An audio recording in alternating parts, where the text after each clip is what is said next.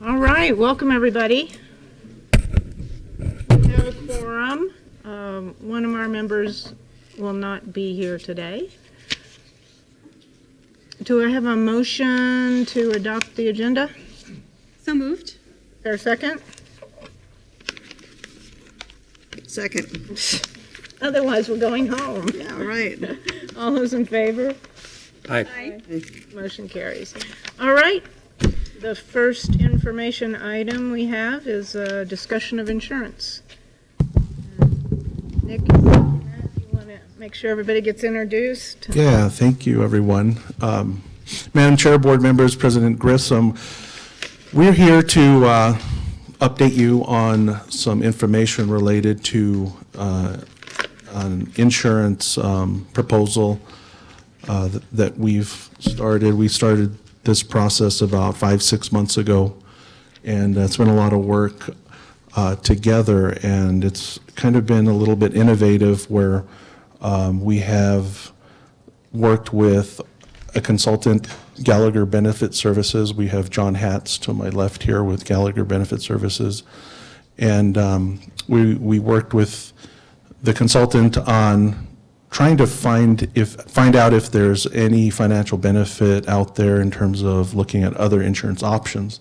It just so happened that Gallagher Benefit Services connected us with C&M, and I have Tracy Hartzler here with C&M. She's the Associate Vice President for Budget at C&M, and other stuff, I'm sure.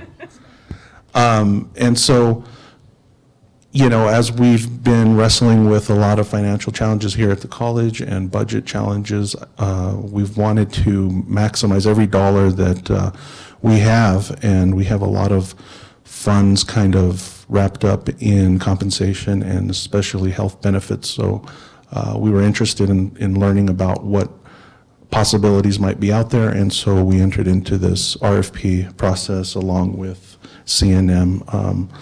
And we were hoping to see if we could find better value for our employees as well as the taxpayers here in Santa Fe County. So with that, I'll turn it over to John Hatz, who will take us through this handout and overhead slide.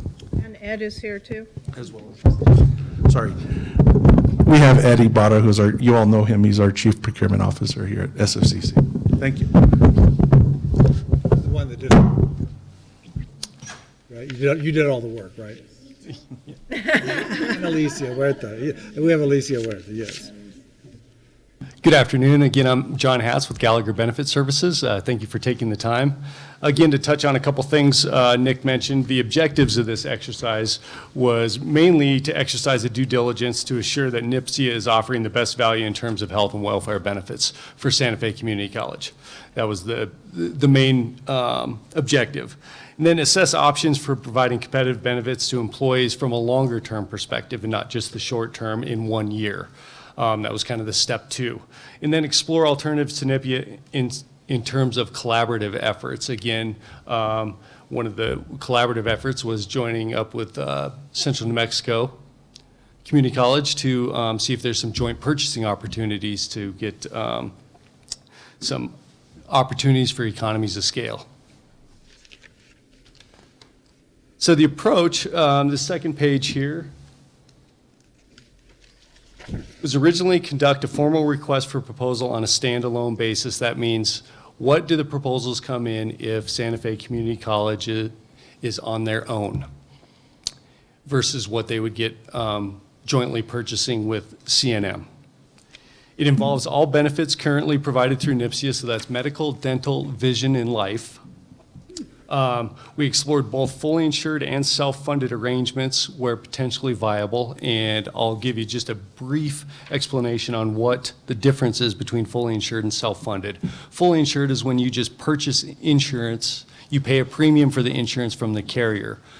Self-funded would be is if the community college wanted to take on the financial risk. Essentially, you would be the insurance company and you would hire the insurance company out there to just perform administrative functions, such as accessing their network, making sure that they're adjudicating the claims correctly, things like that. So you take on the risk. So we looked at both of those. Again, we worked in a parallel effort with Central New Mexico Community College, trying to leverage efforts to explore joint purchasing opportunities. So when purchasing insurance, does any of the insurance companies look at CNM on their own, Santa Fe Community College on their own, and then combined and say, well, because of that volume, we will either reduce our fees or our premiums if we get one or both of you. So we looked at all of those combinations. In order to do this exercise, we collected specific historical data from NIPSIA with their approval to send to each of the carriers. So everything was underwritten and viewed on the merits of your own claim experience. To make the comparison with NIPSIA apples to apples, we asked for all plan designs to match what you currently have placed with them. That gives us the best ability to view if you're getting the best deal through them or if the market is going to give you something better on your own. And then in addition to that, as you know, in New Mexico, there are several other insurance pools managed by other governmental entities. We explored if participating in one of those is even a more viable option. So we looked at pretty much everything from a 360-degree view to make sure that we're getting the best out of the health and benefits program being offered. And do you tell us later on what those other pools were? Who the other pools are that you explored? Yeah, I can tell you right now, the other pools that we did explore were the state pools. We reached out to Albuquerque Public Schools. Bernalillo County pulled out of this Albuquerque City pool. And those were, yes, those were the ones that we looked at and they did not submit anything back financially to have any of the organizations participate in their pool. We also asked NIPSIA to see if they were willing to respond to the proposal. So even NIPSIA, the incumbent, was asked to respond to the proposal, and they chose not to.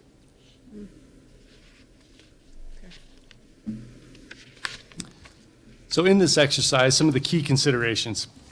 Obviously, the main one we looked at was financial.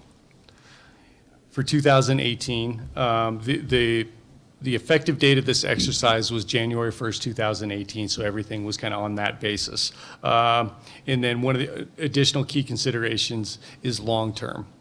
You know, we're not just looking at a one-time deal. It's got to be beneficial for years to come in managing your own plan.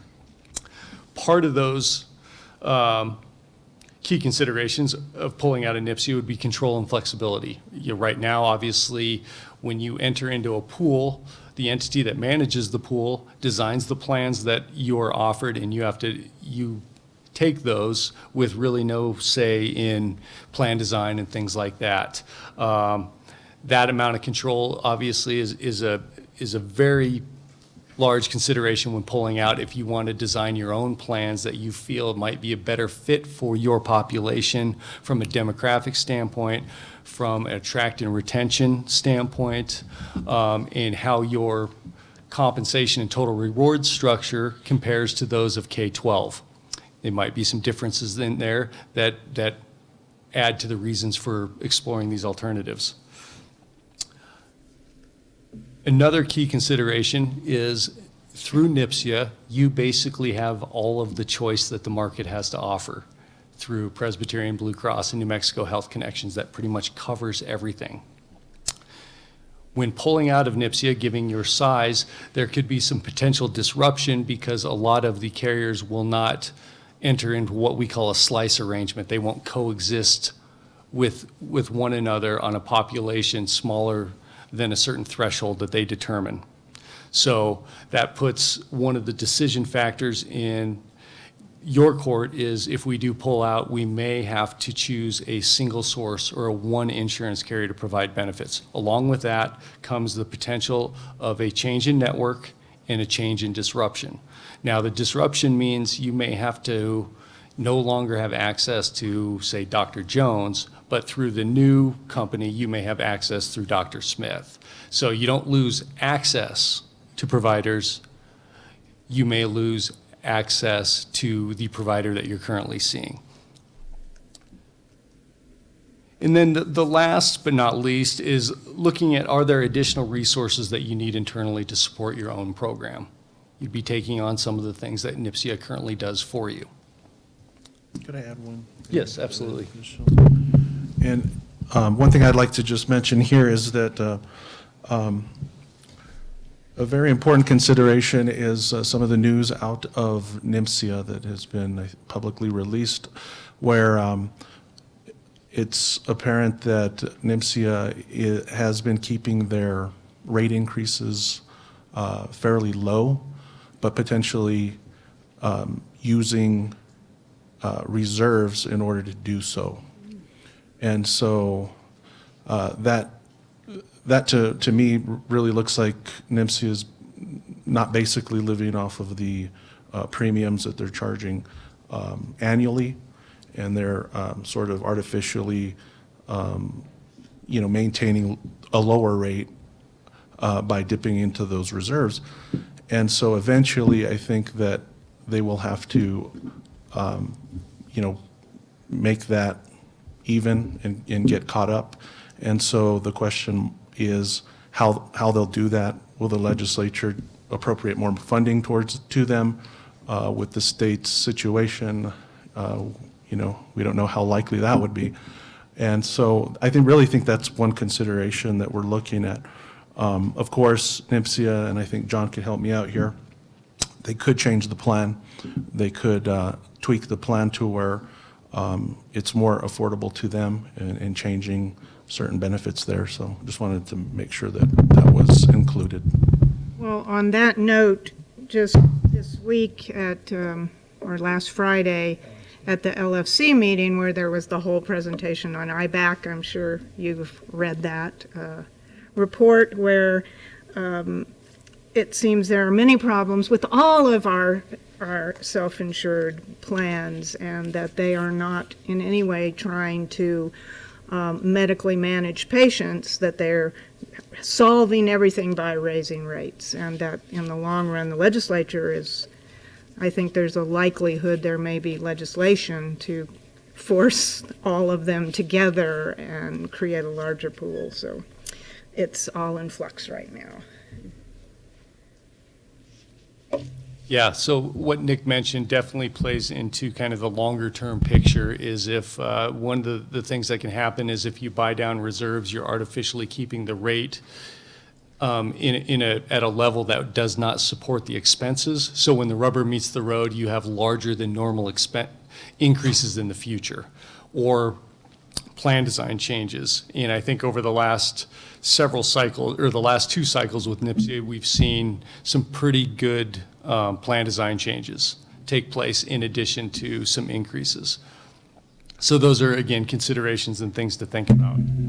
So when we talk about joint purchasing, what we're talking about is the process that we were in with CNM. It's synonymous with coalitions. Employers join together to collectively purchase insurance or admin services. So basically, you get the power of a larger group purchasing to get lower fees and premiums by working together.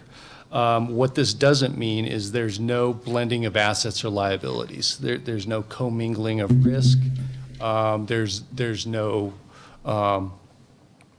joining into a contract where you're both obligated to the same contract. You would still have unique contracts. So it truly is, will an insurance carrier give more for you combined than they will each individually?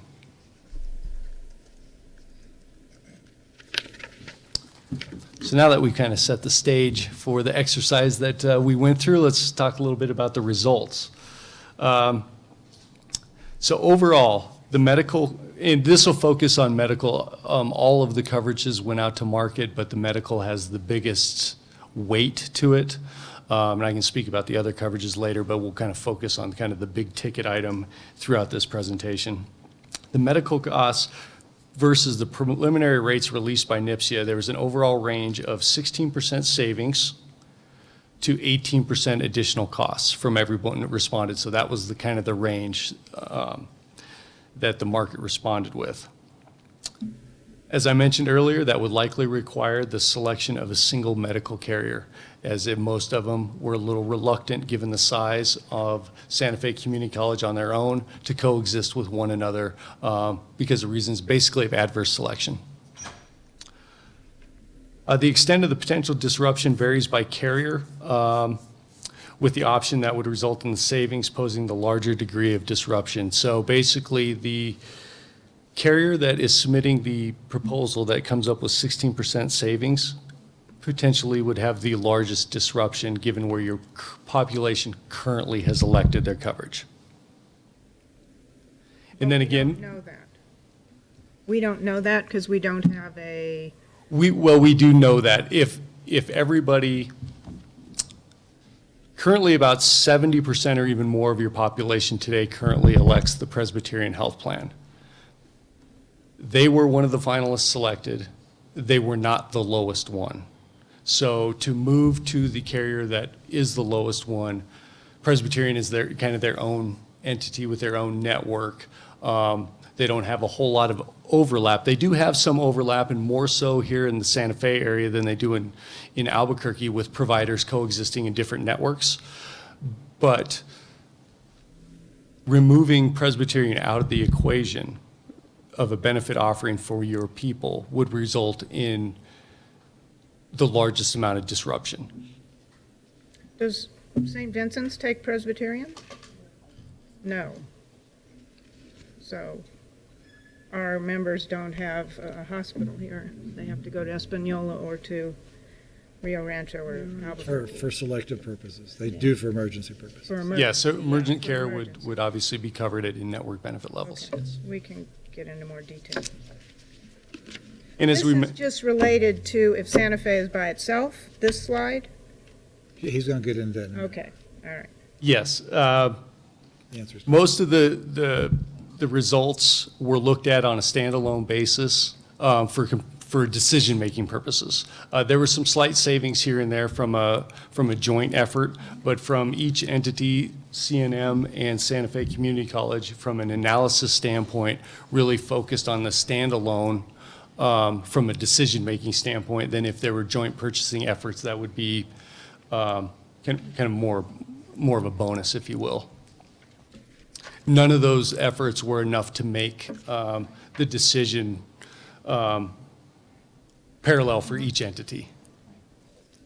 Is that? Okay.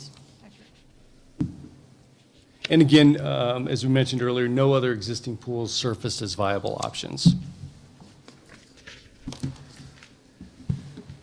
So I kind of mentioned earlier a brief explanation of self-funding versus fully insured. I'm not going to go farther into this, but here's a slide that shows really the difference where the savings come in and why would you explore self-funding over fully insured is one of the biggest questions I get. And really the answer is you are swapping risk for savings in a more adverse.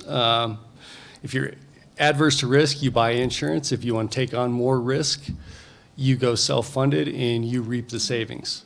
And this is just an illustration of where those savings come from. Basically, you're getting rid of any insurance taxes and profit margin that the carriers may build in. And that typically, over the long term, results in anywhere from about 3 to 7% savings from an apples-to-apples fully insured basis. I'll kind of pause there. I know it's kind of a complicated.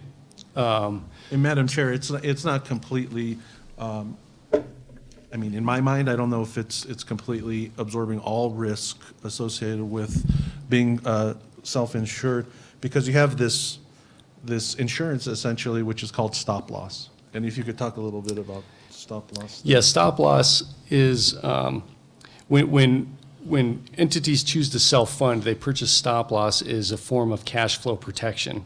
So for example, you would take on all of the claims risk under a certain threshold. So for example, you would buy insurance on any one of your members at say $100,000. So any claim that goes over that would be insured, and you would be covering everything below that. And what that does is help protect spikes and volatility in cash flow from month to month by having that layer of protection. It's a catastrophic exposure protection. Question, Martha? Yeah, so with the self-insurance, do we purchase the services of an entity that would actually decide on the viability of a claim if there was a question? Who Yeah, I does think that? I Who understand makes what- that Who decision? administers the? So currently, we'll just use the two big players in your market right now as an example, Presbyterian and Blue Cross. If you were to go self-funded, you would choose one of them, or in some cases, both of them to partner with, and you would enter in an administrative agreement with them versus an insurance agreement. And what that agreement does is you pay them a fee, and they give you access to their network that they've built, all of their doctors, their hospitals, and all of the bells and whistles that come with their insurance product that they sell on a fully insured basis. That's disease management, nurses, access to nurses, all of those things, and plan design. And they adjudicate the plan as if it were fully insured. So really nothing changes. There's no change to the member. They don't know the difference if you're self-funded or fully insured. Their ID cards basically are the same. That's just more of a financial arrangement that you enter in. But they manage the process as they currently do today, from making sure that like you said, the claim is viable. It's a recognized condition, things like that.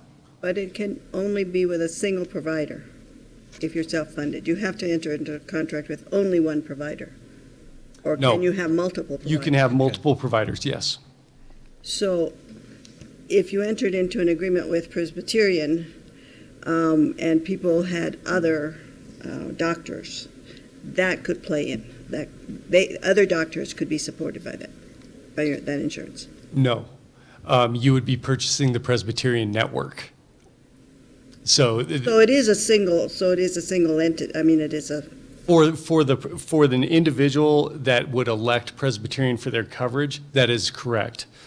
You could, excuse me, you could enter an agreement where you have Blue Cross and Presbyterian as part of your offering, but their networks, your members would not have access to both of their networks unless they make a change during the designated open enrollment time or have a qualifying event during the middle of the year that allows them to change.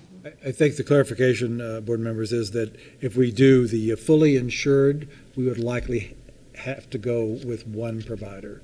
If we do self-insured, we could have multiple providers. I see. Okay. If we stay with NIMSIA, we have multiple providers, but it's just whoever they have picked and whatever their plans I are. see.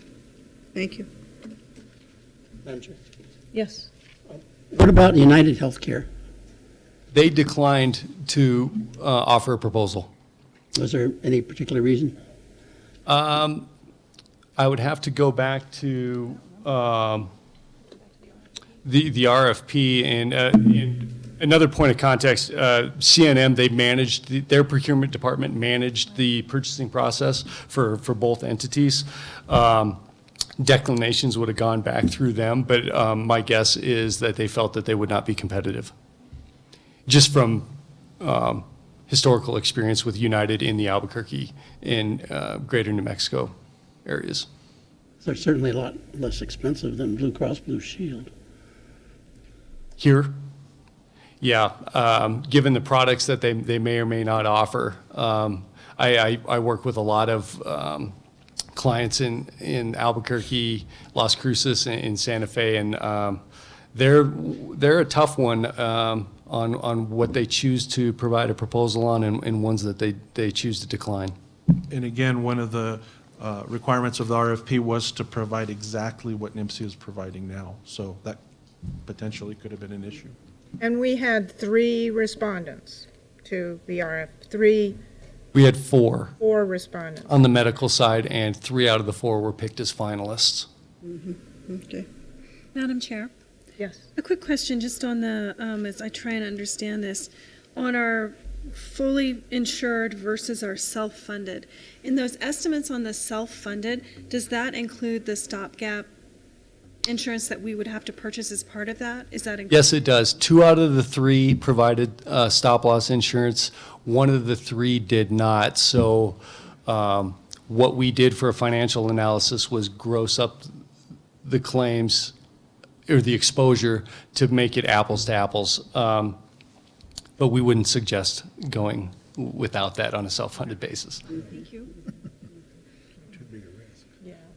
So the next page is the actual financial results, and I apologize in advance. There is no such thing as a self-funded option.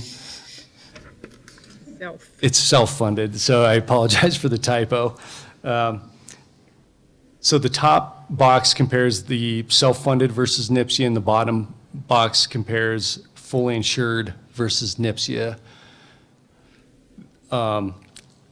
All of these are on a sole source basis.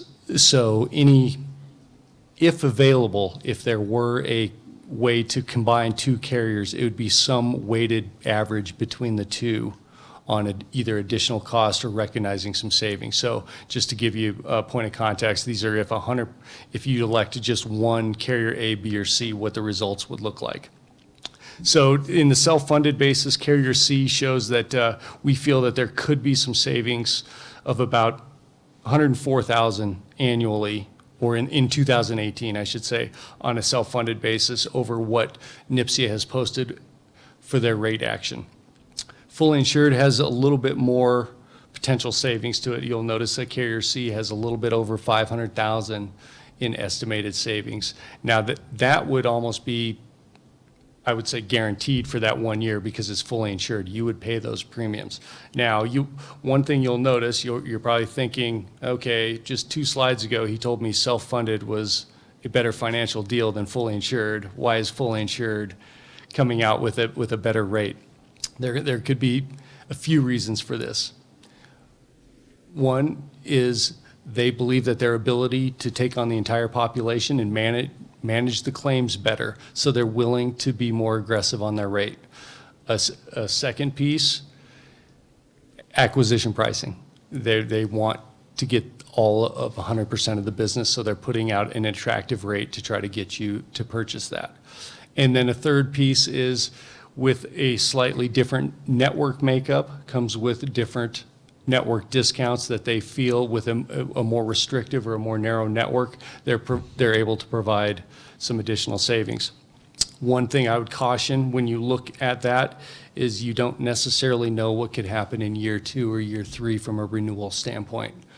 If it truly is acquisition pricing, then the rubber's going to meet the road, and the increases in the future could be something that you didn't plan for. Madam Chair, Yes. how many staff and students did you assume in this analysis? Community college. We currently assumed everybody that is enrolled currently today under the NIPSIA plans would stay enrolled for this future analysis. Which is? Roughly about, 226. 226 out of how many that are actually eligible?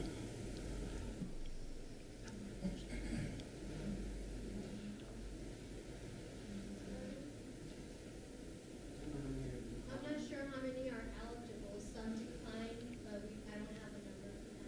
We'll have to look it up. How many students and staff do we have? This is just for employees. This is only for employees. Yeah, this doesn't contemplate any type of student. No students. Okay, how many employees do we have? 350, but of that, only 300 and some are eligible. They're only eligible because they're full-time? 30 hours. 30 hours a week. Pardon?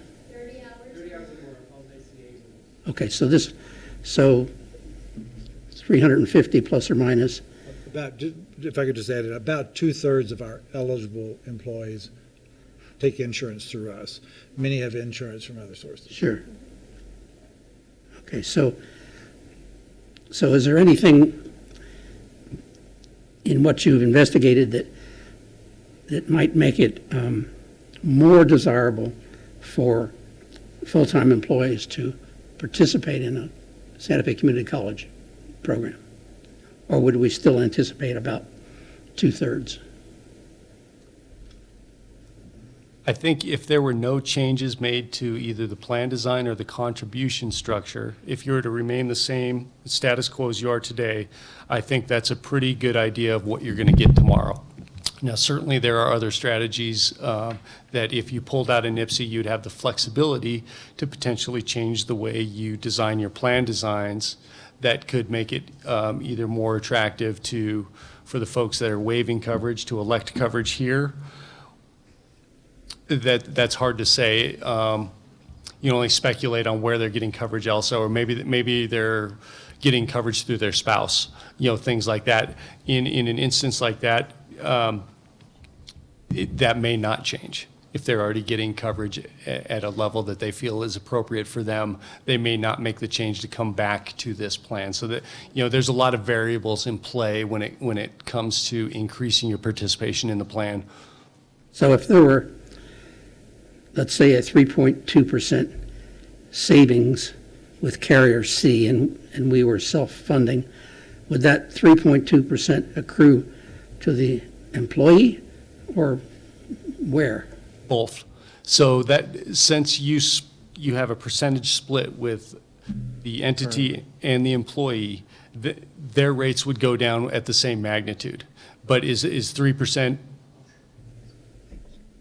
Yeah, it's split evenly. So apples to apples, your contribution today would be 3% lower. As an employee, As an employee, that's correct. assuming the same plan, that you chose the same.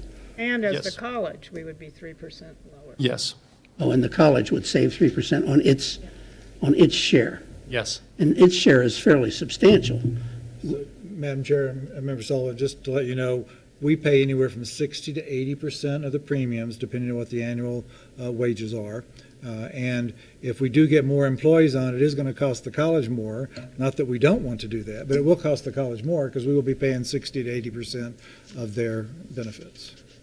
Yeah, so you bring up a good point. This is the 100% total cost of insurance. Now, let's say, for example, if on a weighted average, the college contributes 70% of the overall premium and employees contribute 30%, roughly on that, it would be a little over 70,000 and change would be what the college would actually realize in about 360,000 on the fully insured on an annual basis. Keep in mind that this is medical only. They're looking at the dental and the vision and the life. Those coverages were actually slightly more than what you get through NIPSIA today. So from an overall complete package with all of those, the total net savings, if you were to take the best offer, the lowest offer from everyone, would be about 500,000 in savings. So it's not much different, but I just wanted to a point of clarification there. And that 500,000 savings would be split 70% to college and 30% Yes. to employees. Now, this, one last question. This carrier C, under fully insured, that's a $525,000 savings. Is that what the red means, a savings? Yes, that is correct. Now, you were talking about the one above it, the $75,000 guy.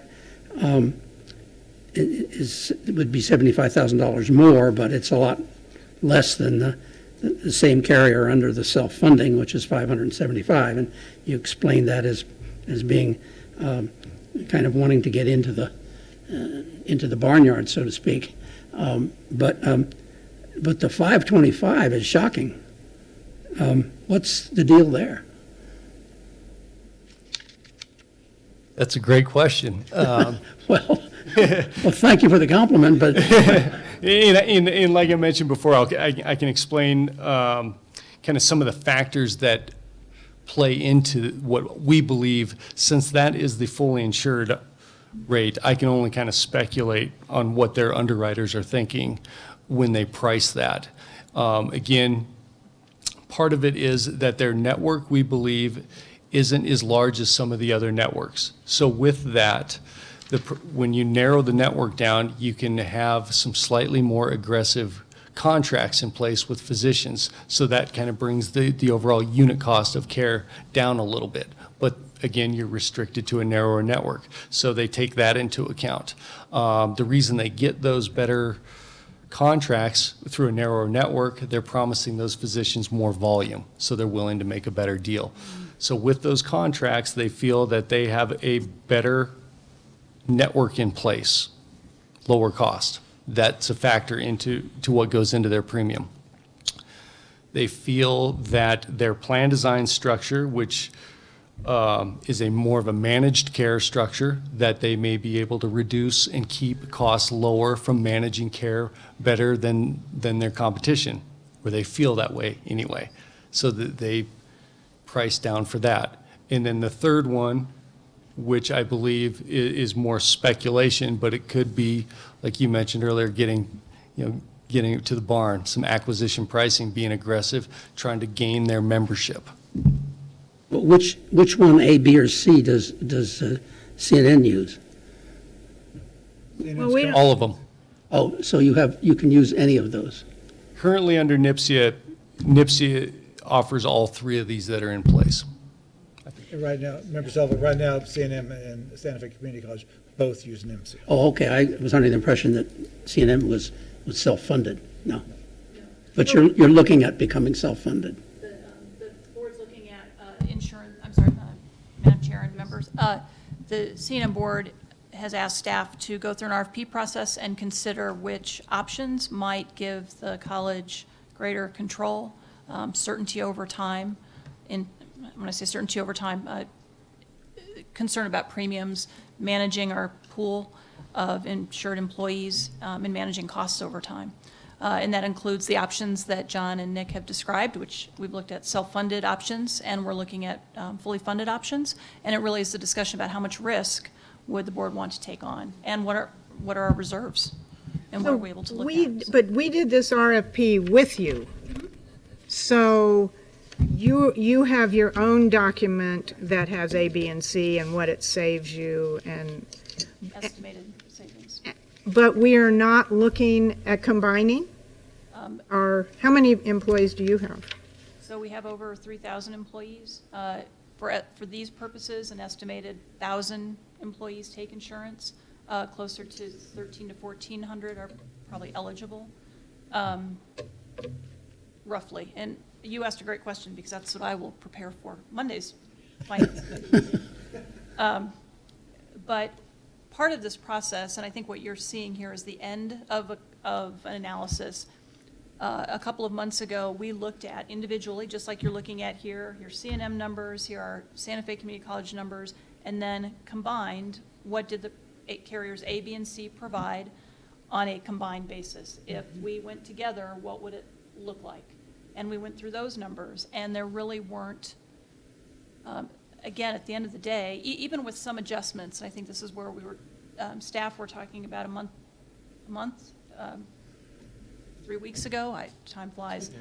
There really weren't enough options for both institutions to realize the savings and realize the control that we had, even trying to address some initial concerns about cash and reserves and how could we make these transitions work to meet some larger, I'd say, state goals, and discussing about governance or options that might allow institutions to act differently than the members that the LFC heard from last Friday.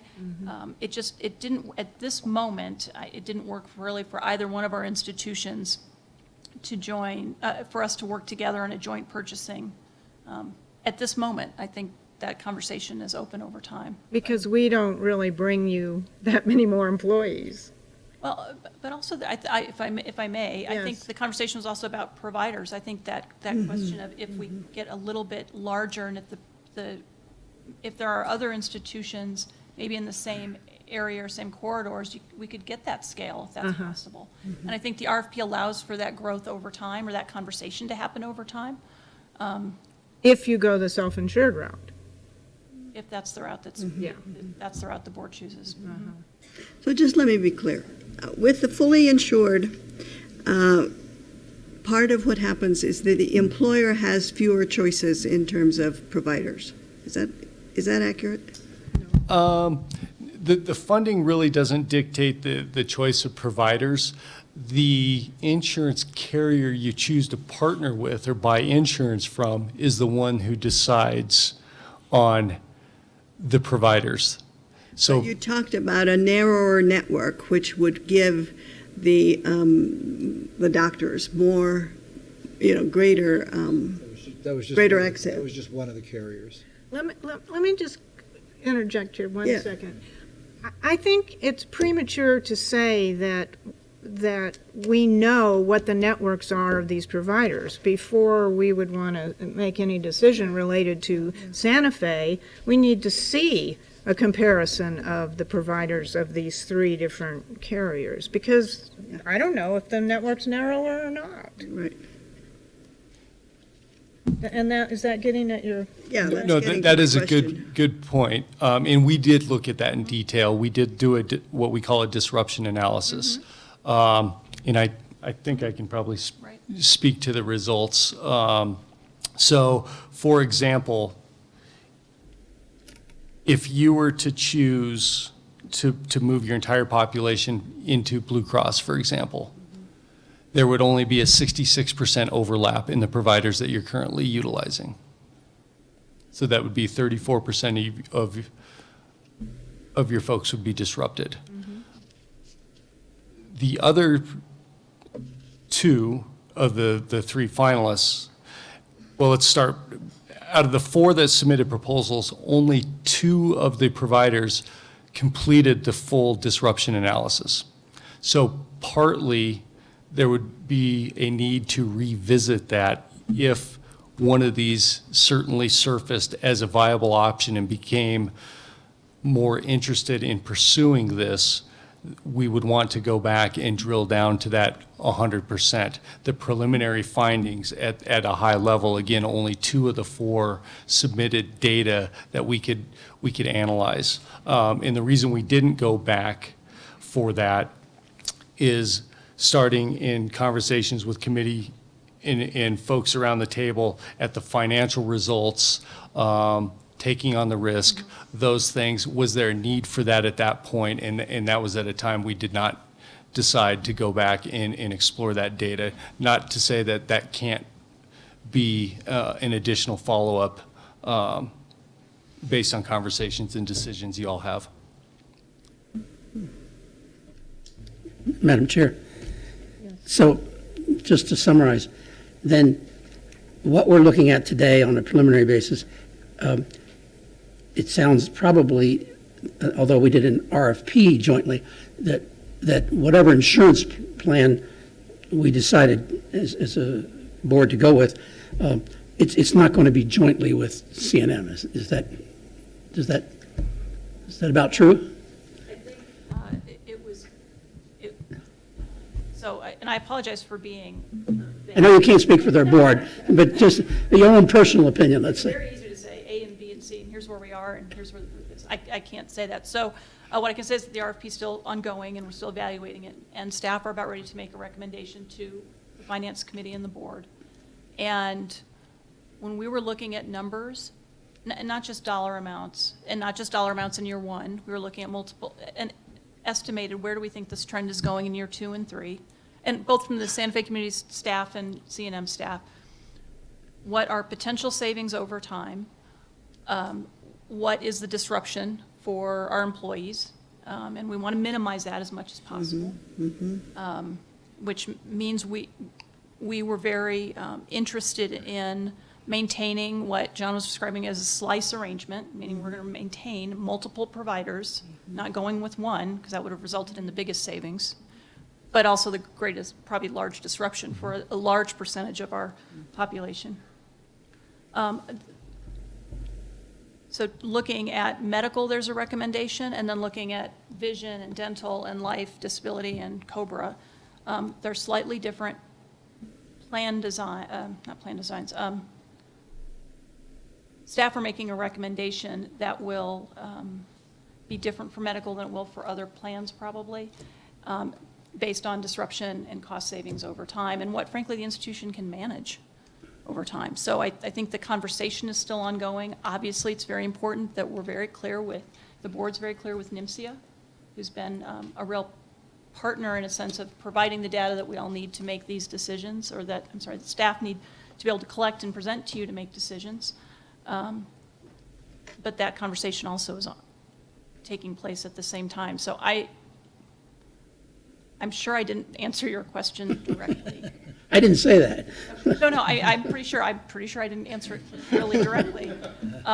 You make a good politician. I've worked in it a while, in prior lives, or even in my current life, I work in it regularly. But I think there are multiple options. I think we are strongly looking at where we are with NIMSIA. And the C&M board had done this 3 years, or the staff had done this 3 years ago. So for us, this is a second time at the apple in 6 years of looking at this information and saying, has life changed? It really hasn't changed for us. So I'd say the board and staff are able to make probably different recommendations now than we were 3 years ago. 3 years ago, obviously, we're still with NIMSIA. So, Madam Chair, is the presentation today for information only? We're not in a position to really be looking at recommendations Not yet. or decisions. Right.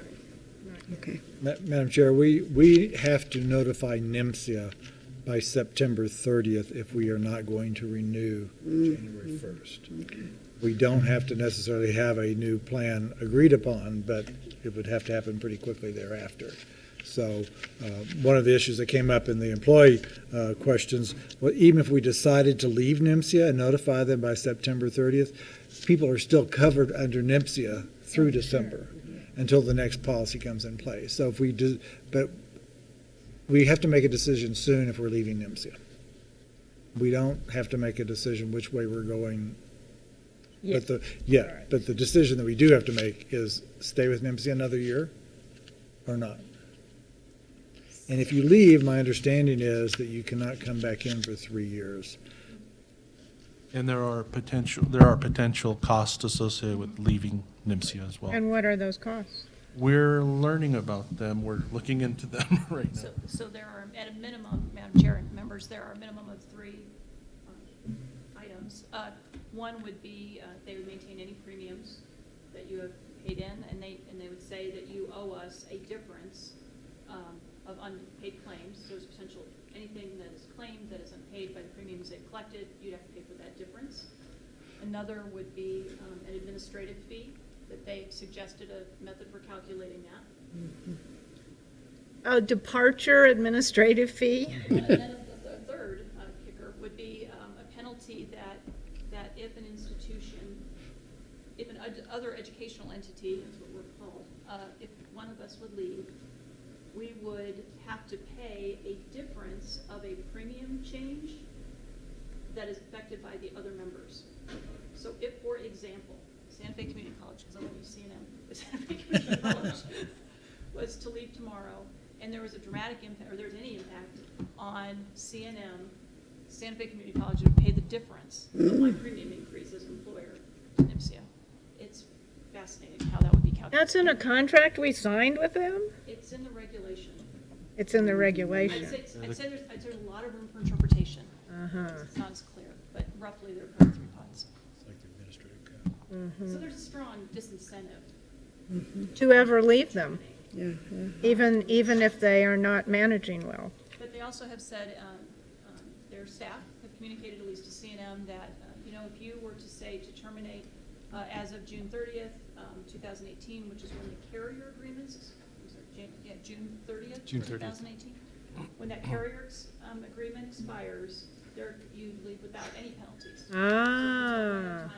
It's the timing issue, even though our plan ends December 31st. Yeah, the coverage contract time is different than Right. the carrier contract is different than when NIMSIA assesses those premiums for the following January. It's So- really clear. If we left June 30th, there would be none of these extra charges. That's what the NIMSIA staff and attorney have said. So at what point do we know what those fees are going to be? Because I think if we're being asked to make a decision by late September of which way we're going to go, those fees are really going to be important to us in weighing the advantages and disadvantages and costs of the plan. And let me ask a question related to that. It seems to me no matter what we do, this same issue is going to come up if we decided not to renew a year from now. If we told them by September 30th, they're going to still try to keep us through the next June, most likely, because of the way their plans work. That is part of that Yeah. discussion. So. This is going to come up if we ever leave NIPSIA, most likely. If you decided in March, or 90 days before that June 30th deadline, I believe NIMSI has written, if I understand that email correctly, that there would be no penalty if one leaves. It says you are not starting, because the regulations say another educational entity can voluntarily terminate. There's some other provisions, but cannot voluntarily terminate until the end of a carrier year. June 30th. Without charges. So we need to Conversations we had in March. have our lawyers interpret that. So, Madam Chair, wouldn't it behoove us then, if Yeah. we're going to take action by September 30th, To know and that action were to do something else, that our action may be letting NIMSIA know that we intend to withdraw in June of 2018 at this point?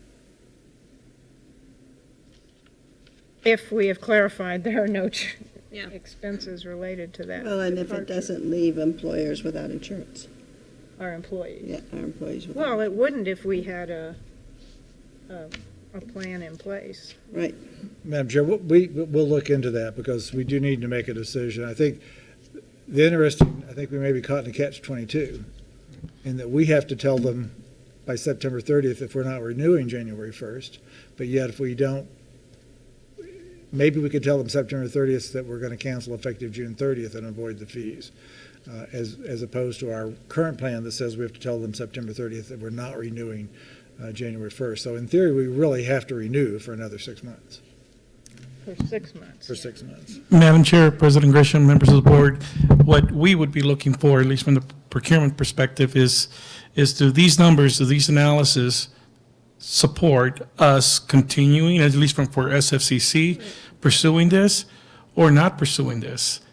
And that's really kind of the guidance that we're looking for, not necessarily a decision whether to leave NIMSI or not. It's just, hey, purchasing or SFCC, these numbers really don't reflect us even been worth it pursuing this. So at this point, put a pause and move on. Let CNM enter into a contract or do whatever they're going to do. I'm not going to say they're going to leave.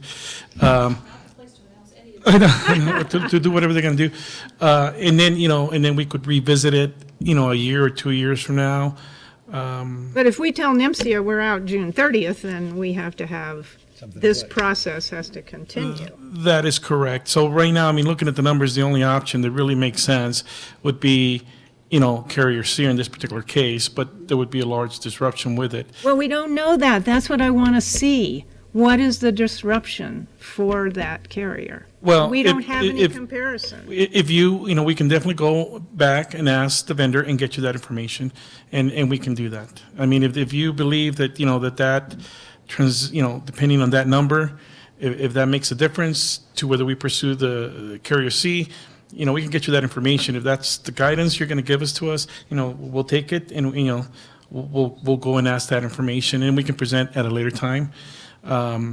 And then at that point, we can make a decision to see if it impacts. So,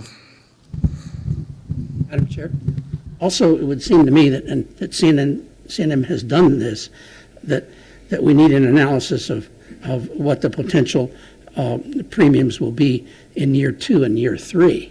That's really where we have a lot of unknowns here. And you've done that. How did you do that? Madam Chair, remember, we have not done that. Oh, I thought you said you had looked at the increases. Looking at what would be I hate to say it's a pretty high-level ballpark effort. It was, here's what we see in year 1.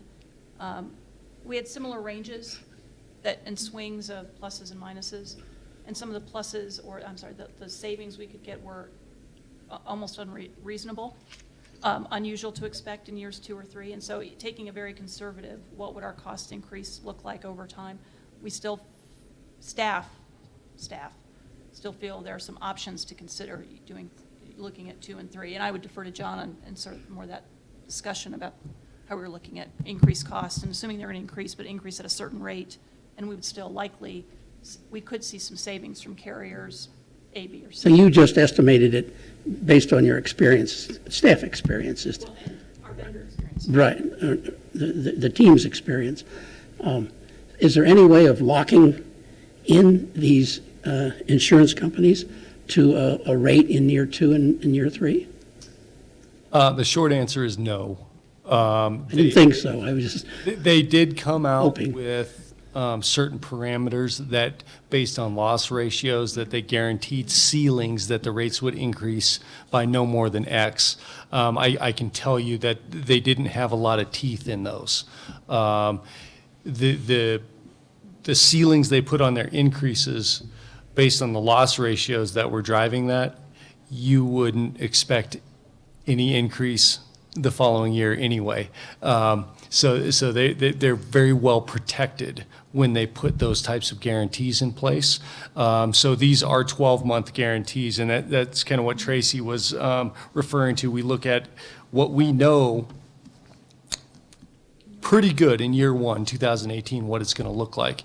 Any future projection goes beyond that, reverts kind of back to the norm on what are national and localized market trends for healthcare, assuming no changes in plan design.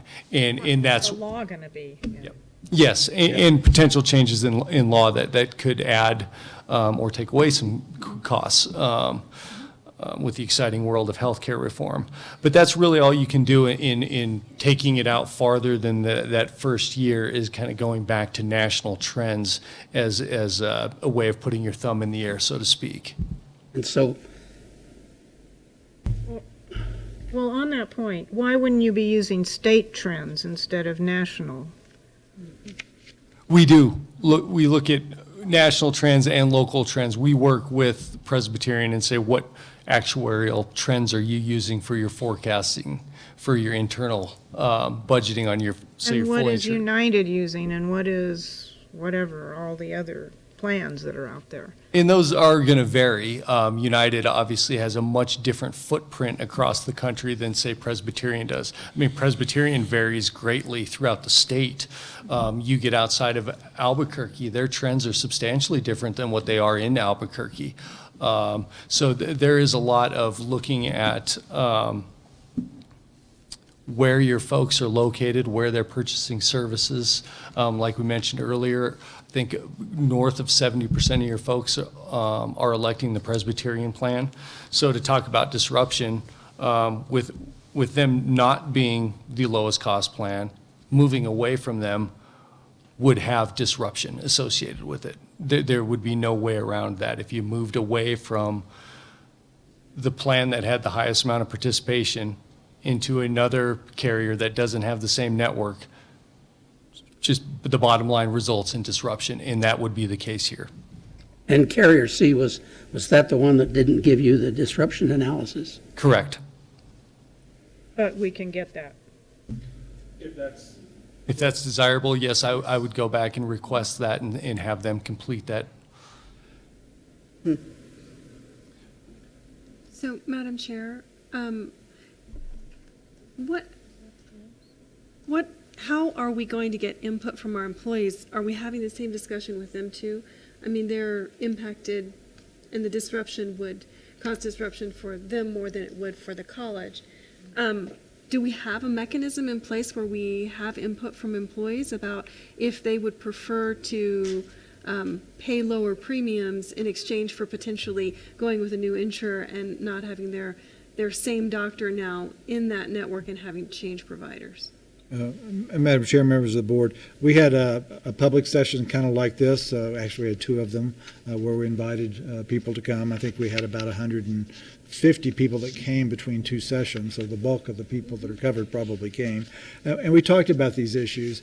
It was not surprisingly, most of the questions revolved around, can I keep my doctor? But And did so you talk about costs? they saw these same numbers, and they saw that they would benefit from some cost savings. It did not seem to, I think everybody's expecting insurance costs to go up, and so they weren't really focusing on that. You know, and obviously it's the individuals that have major things going on with specialists that they don't want to lose would be the ones that would be most impacted by any changes. But we did open up, and I haven't seen all the information. We did open a website up for people to make comments, make suggestions. You know, we've told everybody at this point in time we're just providing general information. And we did talk about the fact that, you know, the first decision we have to make is, do we stay with NIMSIA or do we leave NIMSIA? And, you know, if we decide to leave NIMSIA, then we have to sit down and talk about what's the plan going to look like. And, you know, everybody may want lower deductibles and lower copays, but that means higher rates. And so, you know, it's kind of hard to show that to everybody until you get to that point to look at what the plan cost would be. And it might be helpful if employees saw, here are the providers on these various plans in Santa Fe. So they could see, is my provider also on this plan and this plan? Because many providers are on multiple plans. Correct. And it's not just doctors. Right. Yeah. PTs, OTs. Yeah, it's all of it. Nurse practitioners, specialists. It's everybody. One other question, Madam Chair. In the computing these rates, did you provide information as to how many of our employees were on Medicare or Medicaid? No, just covered through the current NIPSIA plans. NIMSIA factors in Medicare, doesn't it? Does it not? I don't believe so. I don't believe so, no. They're an active-only pool. To my knowledge, they're not offering early or post-65 retiree coverage. You get that through the New Mexico Healthcare Authority, or Retiree Healthcare Authority. So they truly are kind of an active-only pool. So for apples to apples, we didn't contemplate that if you're going to cover retirees or Medicaid's obviously a whole different animal that goes into kind of the more contracting side with providers on how many Medicaid patients they currently take on and things like that. So that the Medicaid piece is inherently in these numbers because of the way that they've underwritten the fully insured premiums. Any cost sharing that they would have to do as a result of taking on Medicaid as a portion of their population would be reflected in any type of rates that they would provide. But if you have an employee who's over 65 who's not eligible for state retirement, New Mexico Retiree Healthcare Association, then, but is eligible for Medicare, then what happens? I could speak to that from personal experience. So right now, I have opted to stay on the college's plan rather than go on Medicare because I would have to pay for my Medicare side. Supplemental. And it would be treated as supplemental. And so for me, it was not to my advantage to have both. Now, when I retire, that's a whole other story. But for right now, I'm on the college's plan. And it would be, and even if I had gone on Medicare, it would have been supplementary to the college's plan. Is my understanding. Okay. Thank you. Okay, any other questions?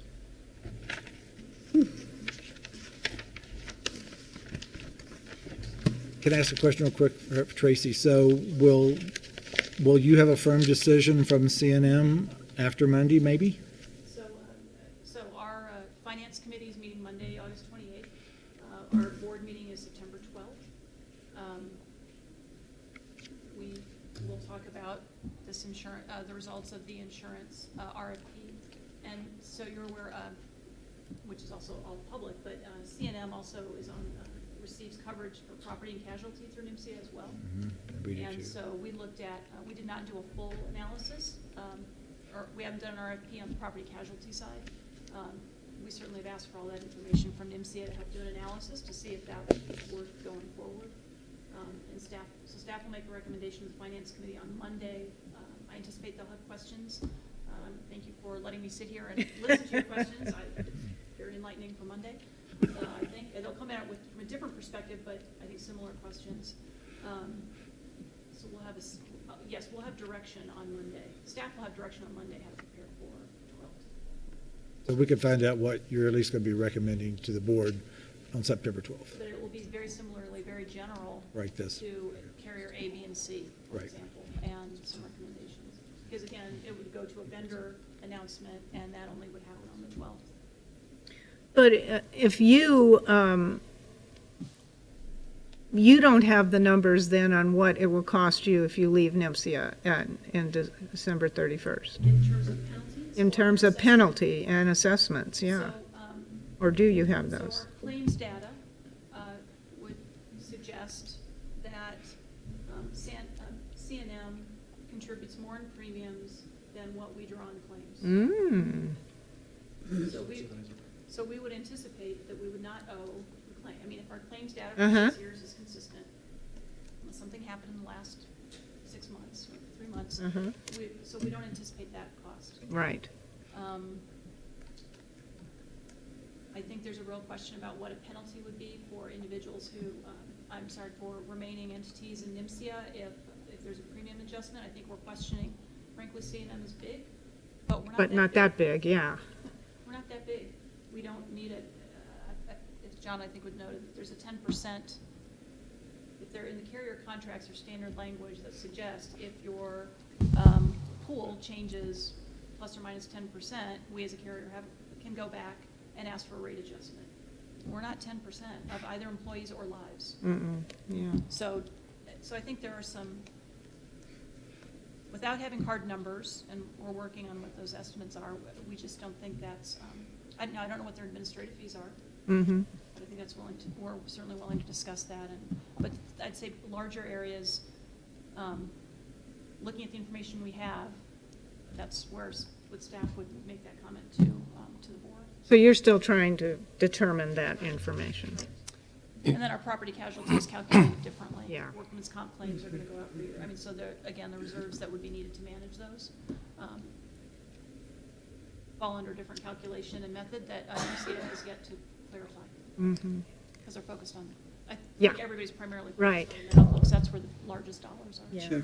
And to add on the fees, I think an earlier question was about how we would need to know the fees and the penalties before making a decision.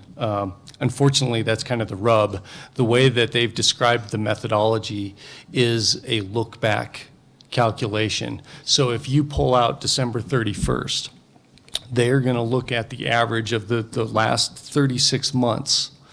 So 2014, 15, and 16 on calendar years on an incurred basis, compare that to the premiums you paid for those same 3 years. And if you, incurred $1 million more in claims than you paid in premiums, that's your penalty. But unfortunately, because of the nature of the way claims work, there's a run-out cycle from when a service is rendered and then when it's paid. So all of that has to be looked at. So you may not find out your penalty till 6 months after you've already decided your own plan, which would be 9 months that you gave the notice to leave. So what we do as an actuarial firm is we will take what we know and estimate what it could be. But obviously, things could change from today through December 30th that impact that calculation. But what we can do is get, we can't get close to the pin, but we can probably get on the green. So do we know if our premiums over the last year have paid, have we had more expenses, more claims? If I heard this correctly, we paid, our claims were less than our premiums, just to C&M, but not as much, maybe. over the last, what we did, we actually looked at a 4-year analysis comparing premiums paid to NIPSIA versus claims. The reason the self-insured claims on the Santa Fe Community College piece looks so much higher is when we underwrite a plan, we use the most recent 12 months of experience. The most recent 12 months of experience is higher than what it's previously been, resulting in higher forecast numbers. So this is a 1-year number, but if we look at the 4-year average, Santa Fe Community College has roughly a loss ratio of about 98%, which is lower than what's being paid. Unfortunately, the most recent 12 months have about 104% loss ratio. So the experience has spiked up. But again, that's the nature of experience. It will have peaks and valleys, but the 4-year, 5-year average is much more credible in total than the most recent 12 months. Just the reason we use the most recent 12 months is that's the best predictor of what's going to happen going forward. So to answer your question, it's kind of yes and no.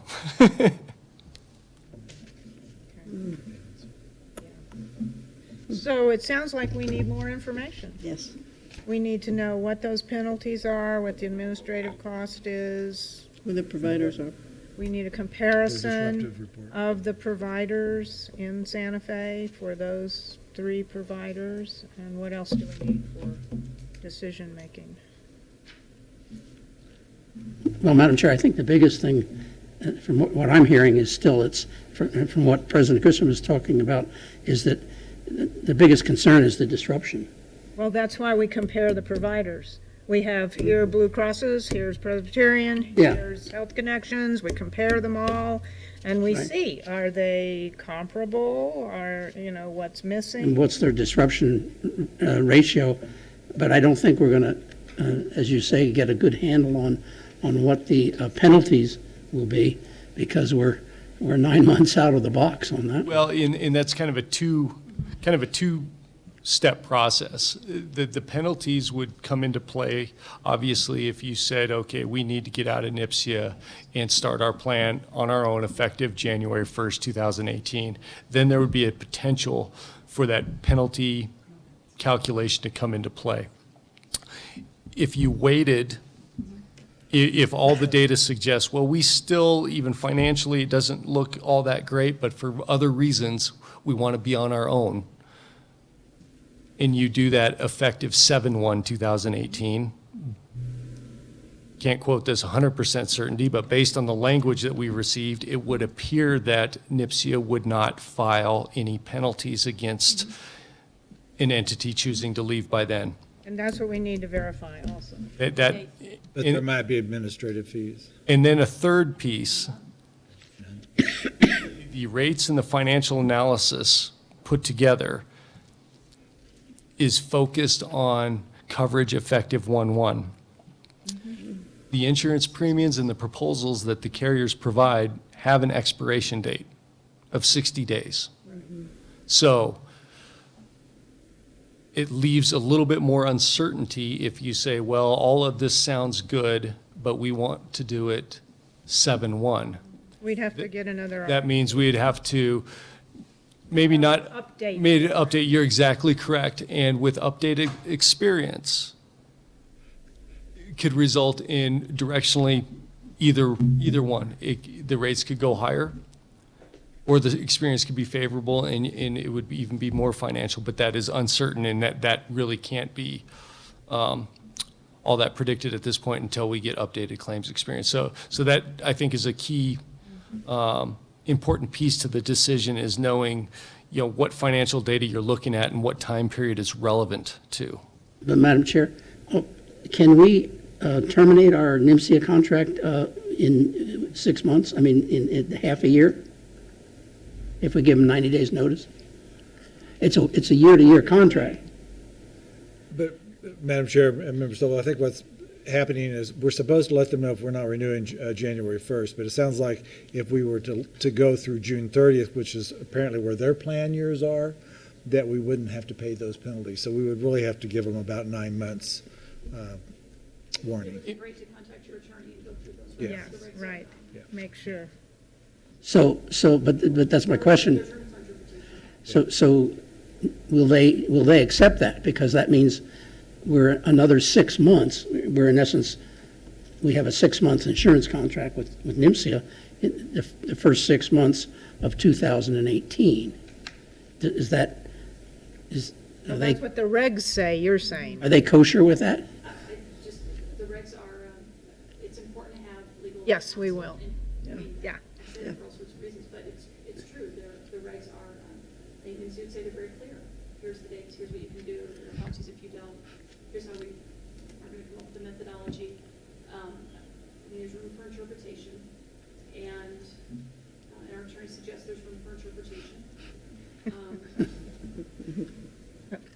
So what I'm trying to understand here for the board's decision is, if we like the 7/1/18 scenario, do we have to make a decision to leave or not to leave by September 30th of this year? Or can we make it in 2018? Let me have legal look into that. That'll be a question for legal. Can we make it, and you had mentioned at one point 90 days, and I don't know if that was just in passing or whether you, That's mentioned in the regs that there's a 90-day, but again. Notification. Notification, but again, an institution has to request permission to leave. So then the board, NIMSIA then decides whether they grant that permission to leave. oh, I see. The regs are very interesting. Yeah. And this has not been done. So, I mean, again, information that your staff has, this has not happened before. So, So there's no history for where we're going. So you're saying no one has left NIMSIA before? That's what they reported. oh,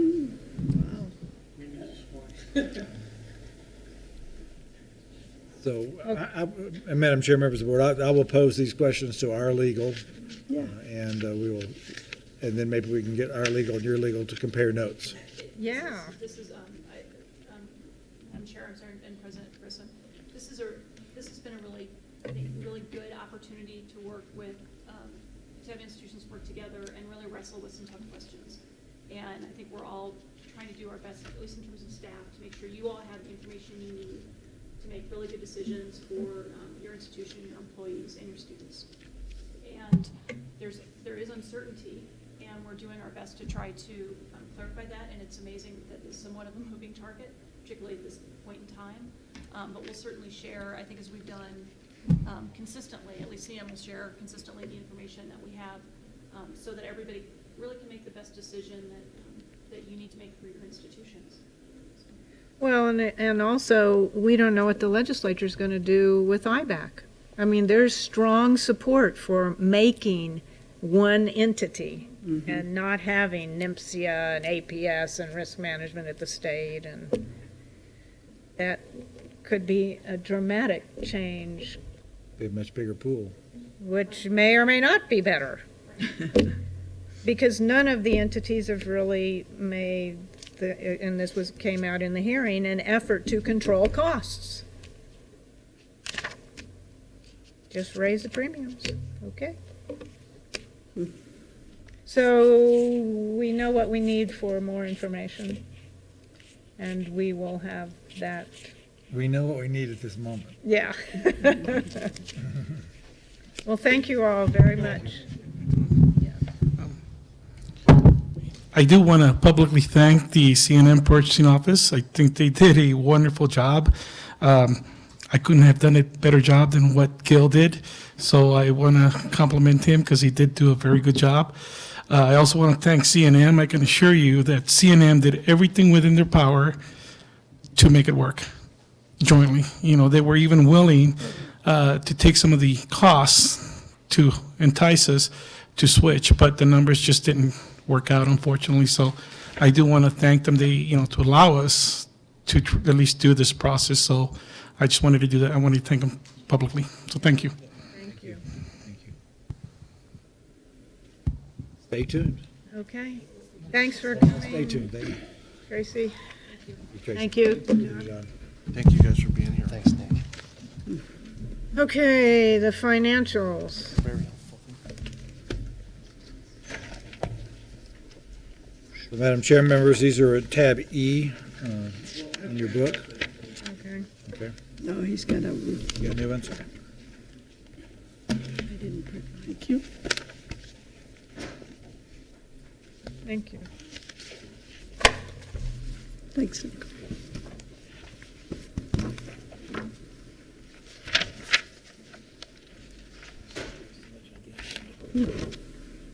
Right, okay. Can you just hit the high points on this since we're running a little, we'll be here till 8 o'clock. Right. We're on financial reports, is that correct? Yes, yes. Okay, Madam Chair, Board members, President Grissom, we have, if I could start out with the MD&A for June 30th, should be the first page in your packet. At the end of June, the fiscal year had been completed. We're still making some minor adjustments to prepare a final trial balance for the audit, but in terms of this report, we had a total amount of cash of 13.9 million, and 6.9 million was in the operating account. And you can compare that to 6.6 million the previous year, so we've had about $258,000 of cash improvement in terms of our change in operating cash balance. Tuition and fees were up 6%. The total was 7.3 million at the end of June, and that's an increase of 382,000. On that note, some of that revenue was for the tech fee of $2, which we raised, and that's earmarked, so that's In not. January.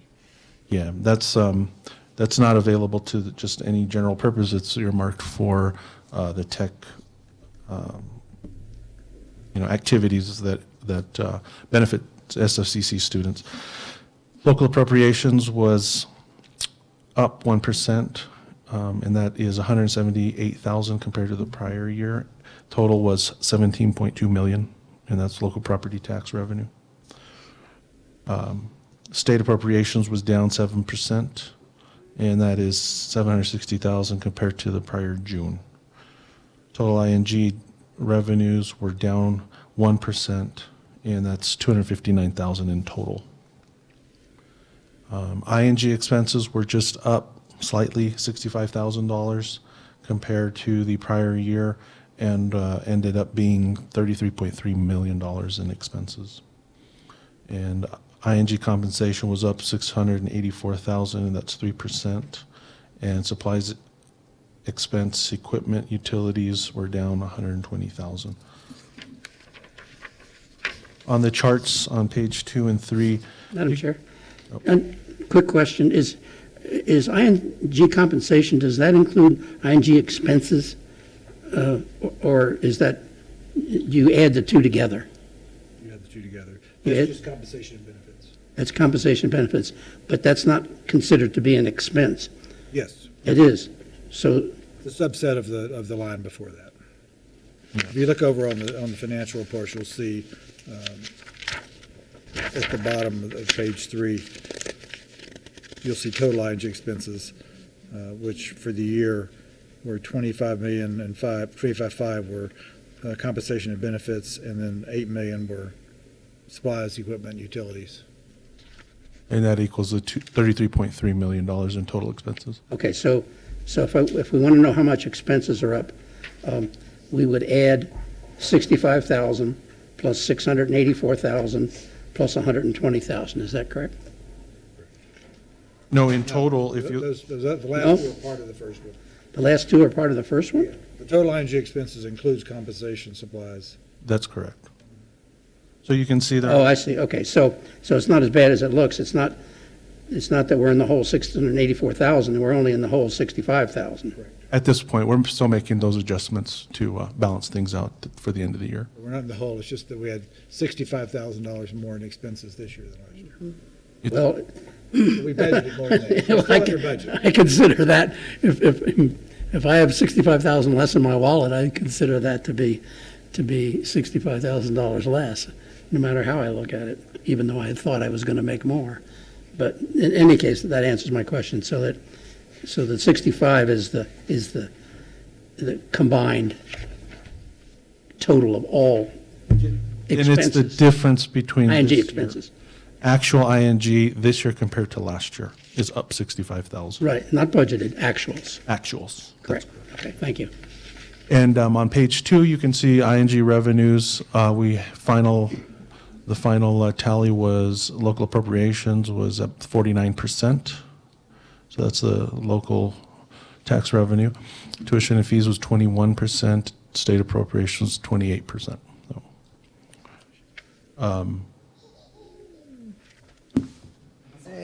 we have a visitor. She is the cutest thing. On page 3, you have the expense chart, and that stays the same throughout the year for the most part. 49% to instruction, 9% academic support, student services 10%, and 19% to institutional support.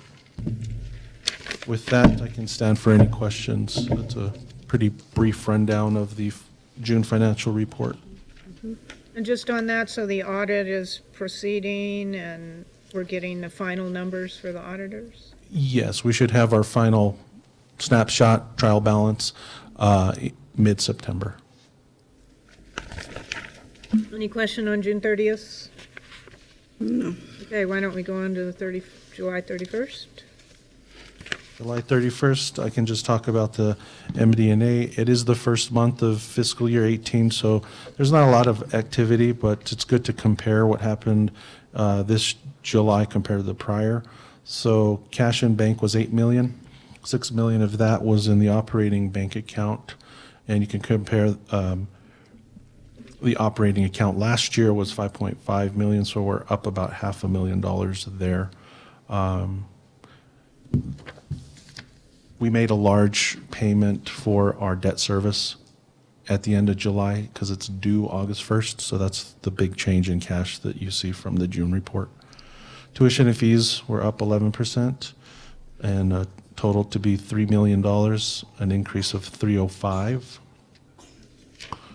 Local appropriation is not received in July because the July revenue that is recorded is actually accrued back to June, the prior year, because they're for the June receipts. Total ING revenues were up 7%, and that is $252,000, totaling out to be almost $4 million.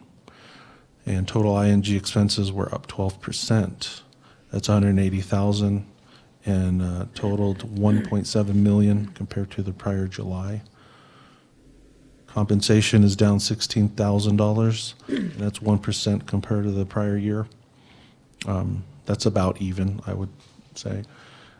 Supplies expense, equipment, and utilities expenses were up $196,000.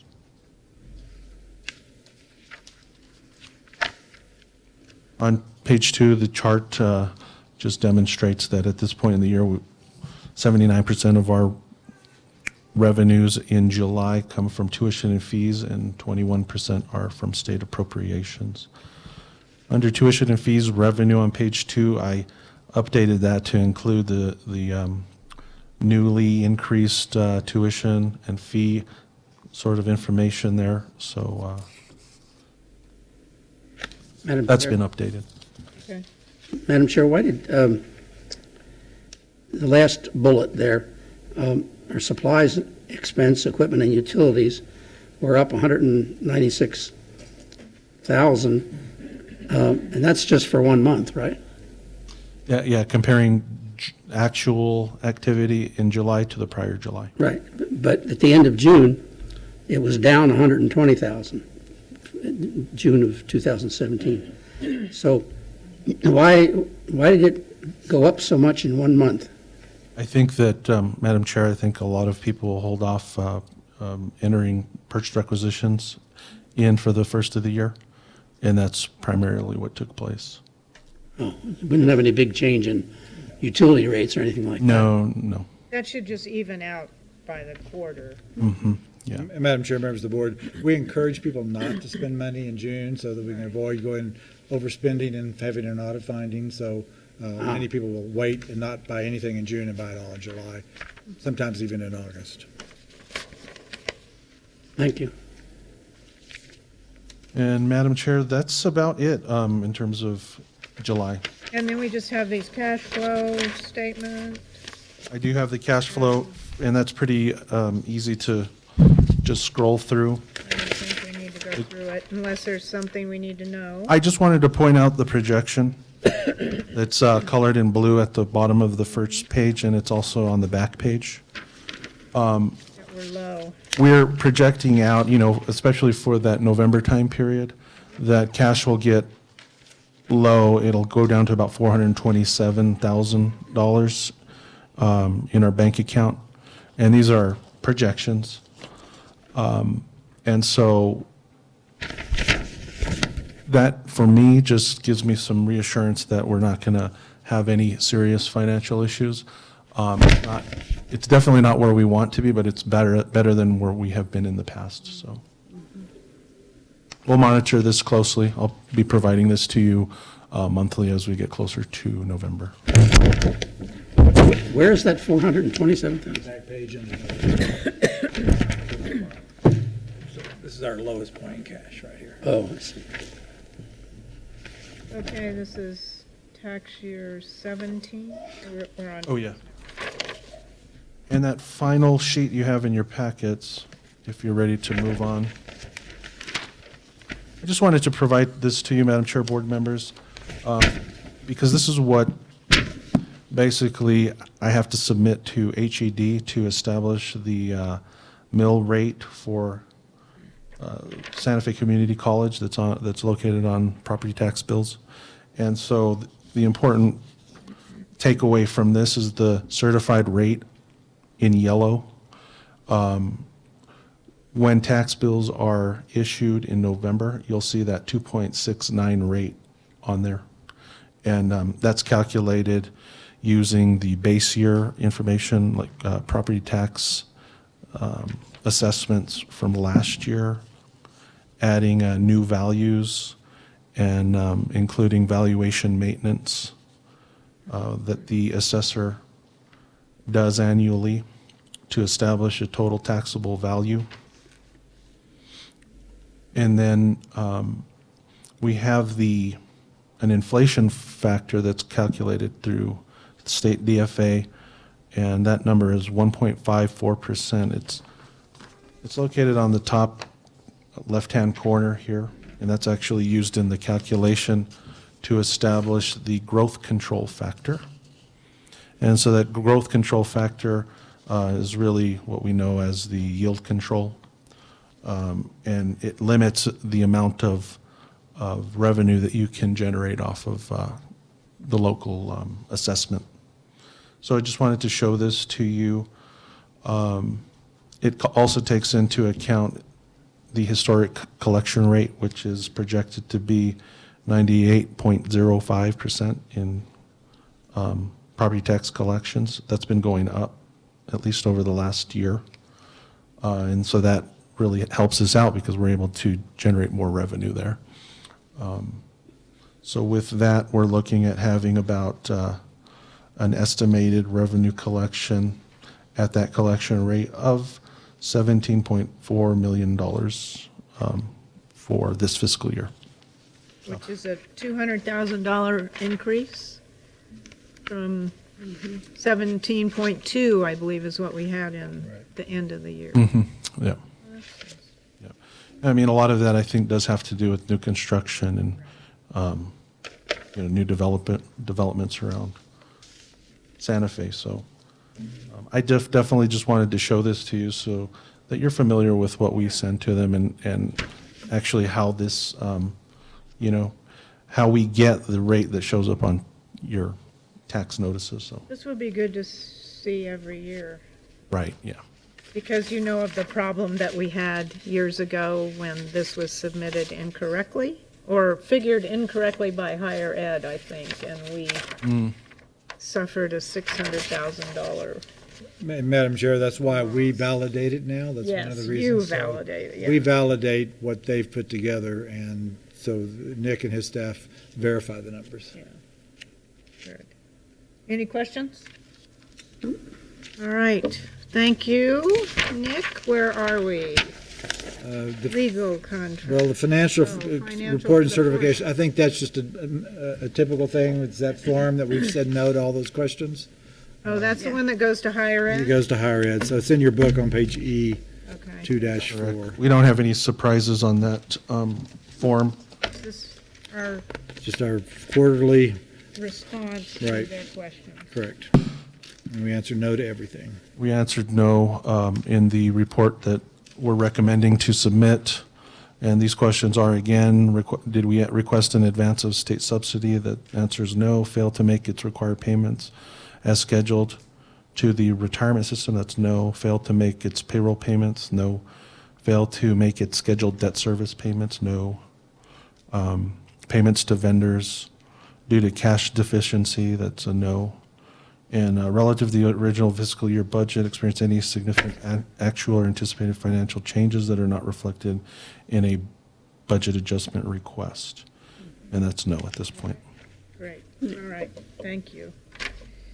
All right, now discussion of extension of legal contract. Thank you, Nick. Thank you, Nick.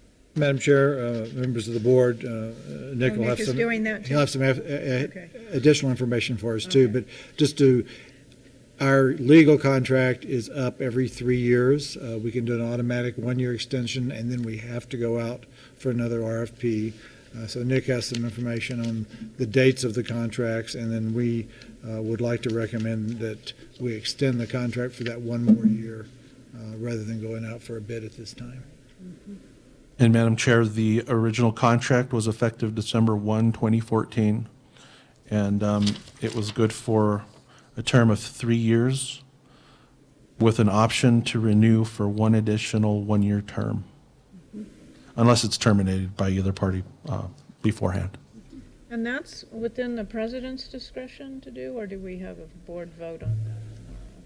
Well, we didn't put it in there as an action item, I don't believe, because it's normally been something that we can just, if you want to do it as an action item, it could be on the September. But normally, this has been something, because we already signed the contract, so the Right. option is there. Yes, And the- so I don't think we need to vote on it. Yes, Madam Chair, the board already approved this Right. contract. Okay, so, any questions about that? Jack?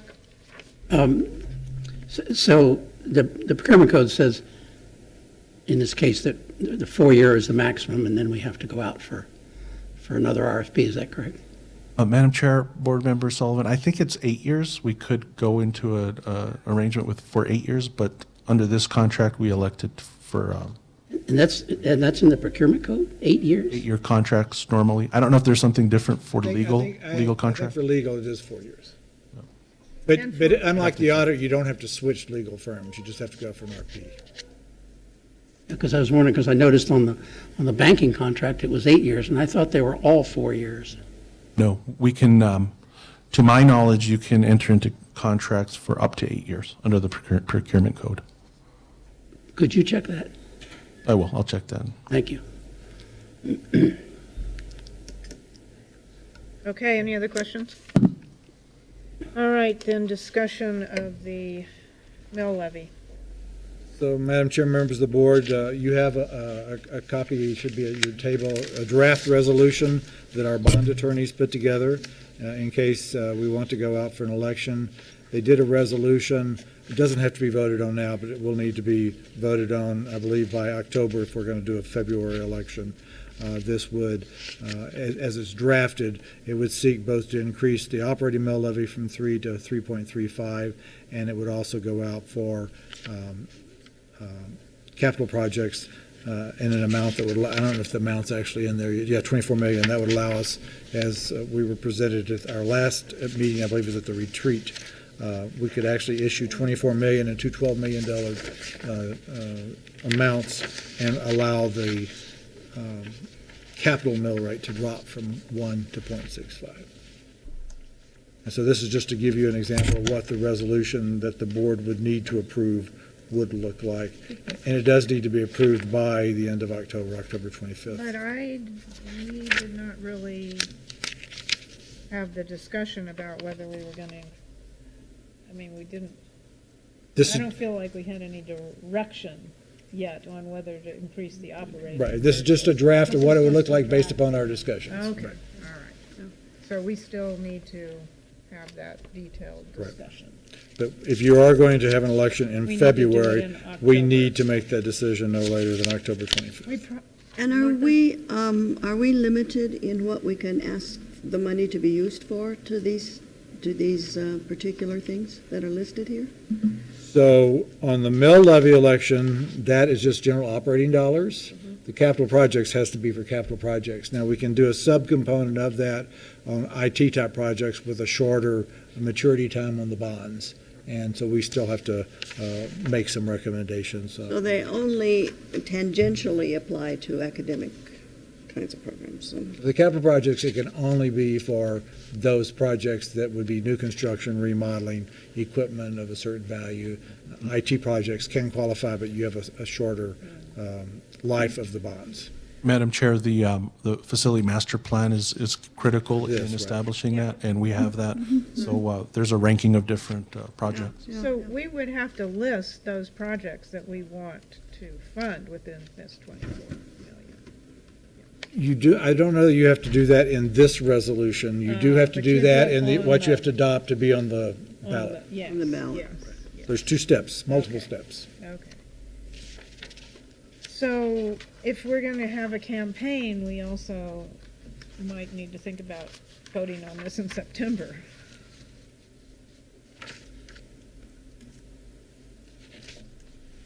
Any thoughts on that? I know This is also on the work session agenda tomorrow too, so we can I know continue the you've said discussion this tomorrow. before, but what's the cost for holding an election? We anticipate that the actual costs are probably around $75,000. We budgeted $75,000 in the budget for this year. And have we confirmed the public schools are not going out for anything? Correct. And they don't have a board election either? No, they have no elections this year. So it's all on our dime. And I will be having lunch with the superintendent, I think it's next week, and I will reconfirm it. Okay, that would be good. Madam Chair. Yes. Okay, this is not the mill levy. This is both. This is both? Oh, because the second page is the mill levy? No, the first line, resolution authorizing election for the purpose of seeking authority, number 1, to raise the operating mill levy from 3 to 3.35 per Okay. thousand. And then to do And part 2 is general 24 obligation million. bonds, right. Okay, so, But it, this is not necessarily the resolution. This is what, the amounts that you want to put in here could change. You could Right. take out the mill levy Right. and have just a capital. Yes. but my question then was, is this the same rate for commercial as residential? We set the rate at 3 and yield control. That's why on the last spreadsheet, the residential is about 2.69, but commercial is 3. But any new, that's the average rate, the 2.69, because any new properties on there at the 3 mil, if we were to increase our mill levy rate, it would go to 3.35. New sales and commercial would go to. Right, so I guess the thing that may be confusing for existing residents, which is the majority of who we're looking at here paying taxes, as opposed to new sales, is that the rate's not going to jump up from 2.69 to 3.35 at their next tax bill. The rate's going to be whatever your yield control says the rate's going to be, plus 3.35 on new sales. Is that correct? Madam Chair, Member Sullivan, I believe that is mostly correct. We'll have to get Paul Cassidy to answer that again. There would be an increase for existings that's beyond yield control, but that's because if this was to happen, we're doing the swap. Yeah, but if you saw on your current tax bill, the mill levy 2.69, and you read this, and I know it has to be written in a certain way, it looks like it's going to go from 2.69 to 3.35 next year. But that's not going to happen. But it would not. But it would not. But the rate is set, so. But the rate is the maximum rate that you couldn't exceed because the voters hadn't approved you exceeding that rate. Is But- Paul coming tomorrow? We didn't ask him for this time around, okay. so we can All can either pose that question or try to get him at one Okay, of our I'll future I'll meetings. ask him. Okay. And then see if I can get. So then the other part of that question is that same rate also apply then to commercial? Yes. So commercial would go from 3 to 3.35 if we did this and the voters approved it. But their capital projects rate would drop from 1 to 0.65. Okay, and the difference in commercial is there's no yield control in commercial, correct? Correct. So that's the reason on your spreadsheet, commercial shows right at 3.000, because commercial is whatever the rate is times, whatever And state assessed property. whatever your assessed valuation is. So for commercial, then within Santa Fe County, of which there's not a lot, the rate would go from 3 to 3.35. 3.5 at the next tax bill. Not true for residential, which is the bulk of our.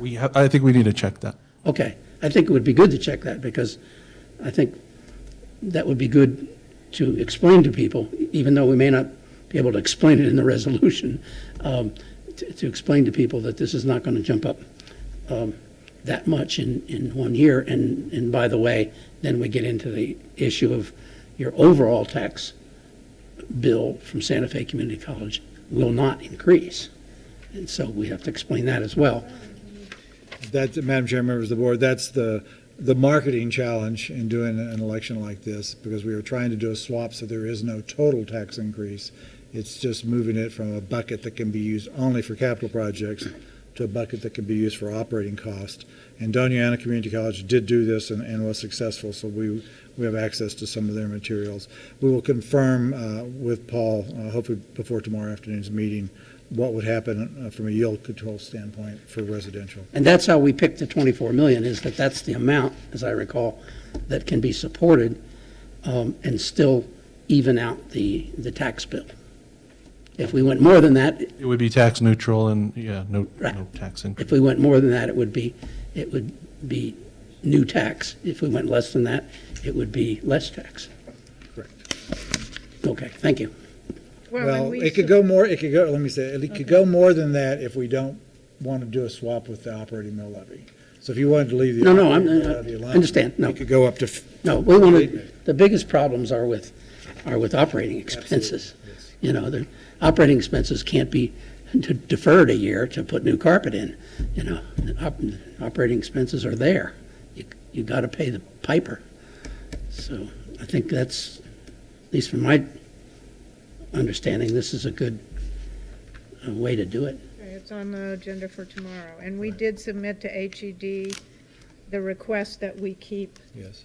the current rate. Yes, and that's in that spreadsheet. You see that 1 mil rate Yeah. on the lower section of the document. So And was that approved by HED? it was accepted. Accepted. That's because it's on the spreadsheet that they sent back to us, so that's. Yes, it's included, so they included it, and, I just submitted back to them, yes, we concur with this information. There is a chance they come back to you, but not likely. Okay, and that was the bond election discussion. Okay, so is there any other comments, questions? We do have, Right on time. yes, we made it. We do have our packets of all the candidates who applied. There are, how many, Donna? 11. And there's a spreadsheet, rating sheet in there. 7 male and 4 female. You had asked for feedback on the rating sheet. Rating sheet, yeah.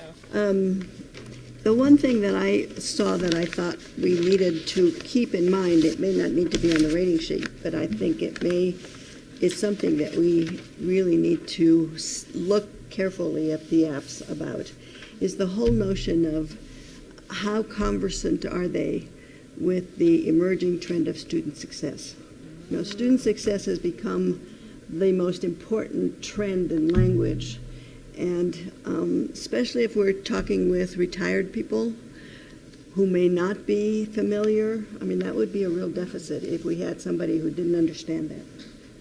And that would be a great question when we get to. Yes, it will be a great Yeah. question. Yeah. But it's, Good I think, point. something that we ought to look for in the apps. Okay.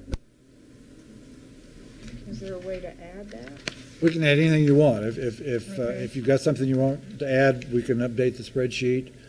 We could add, we could add a I think row that's, for student success. We could add a row for other. What we're ranking on right there is just the items that were listed in the Right. yeah, and advertisement.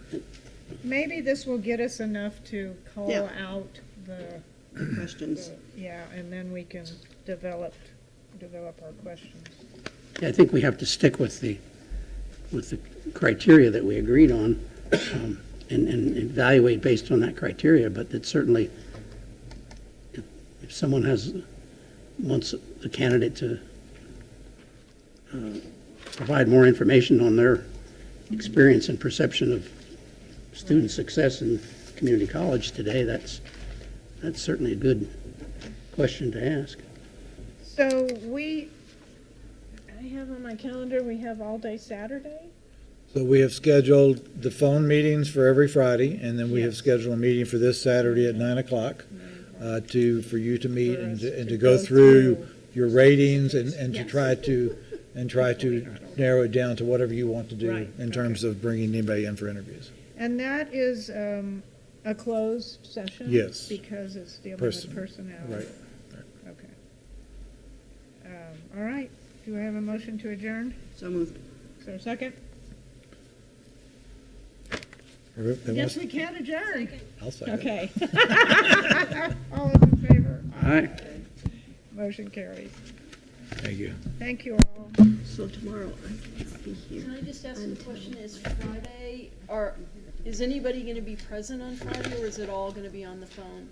Let me ask you this, do you think we need to meet on Friday?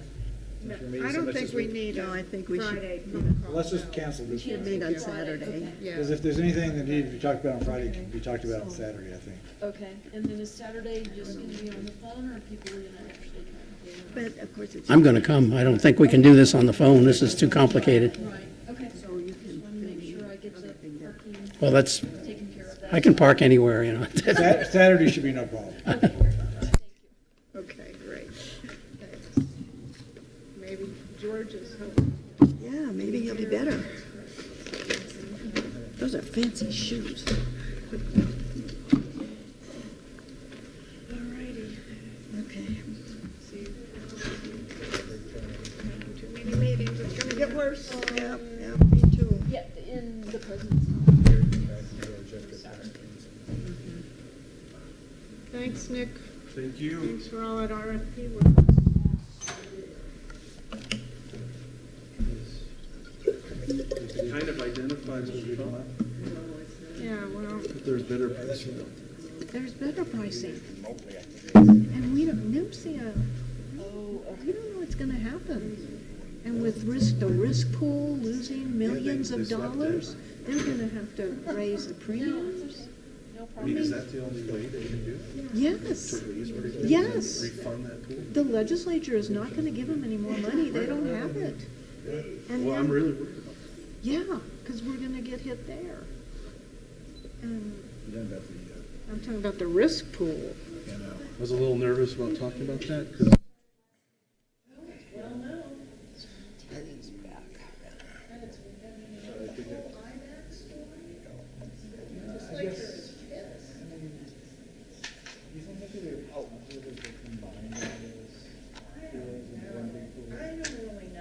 If they don't change how it works. that's the problem. Nobody can run those things. Not the general services, not the, Yeah,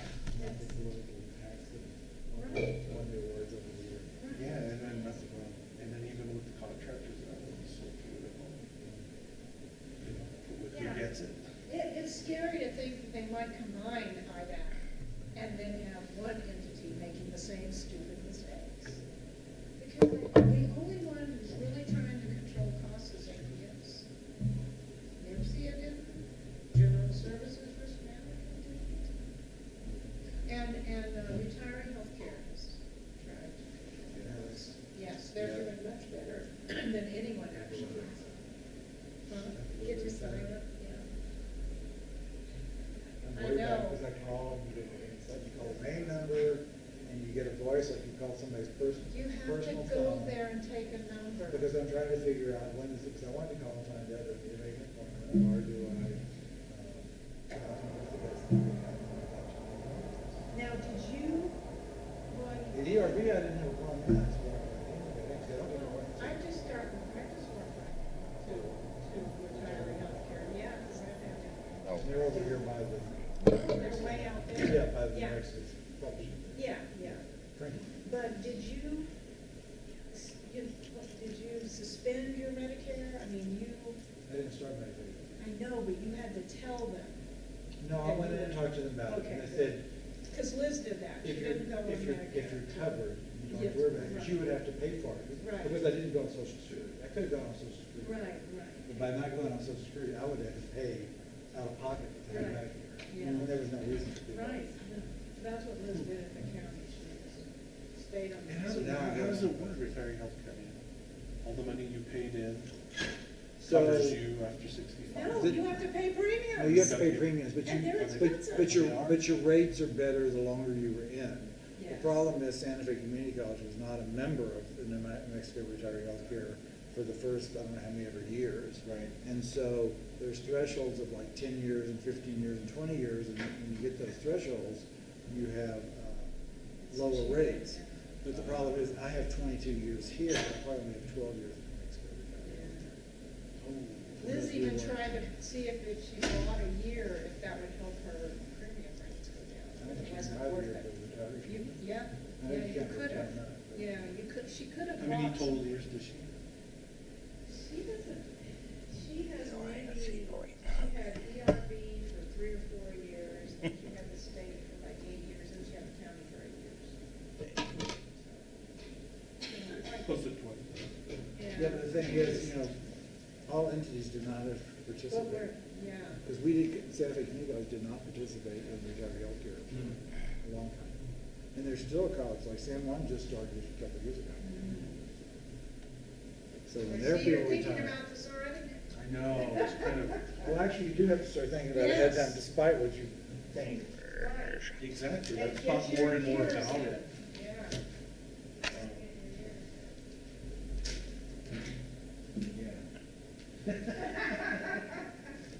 Here. I have Nowhere else. about 14 years.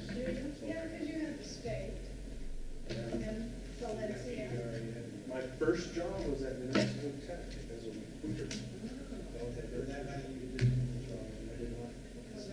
Still in there.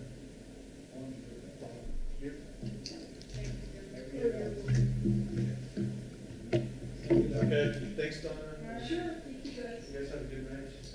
Hey, thank you.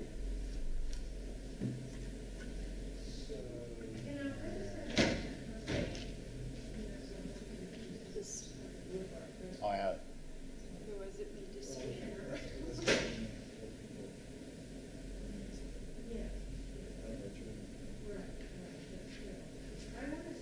The problem is they didn't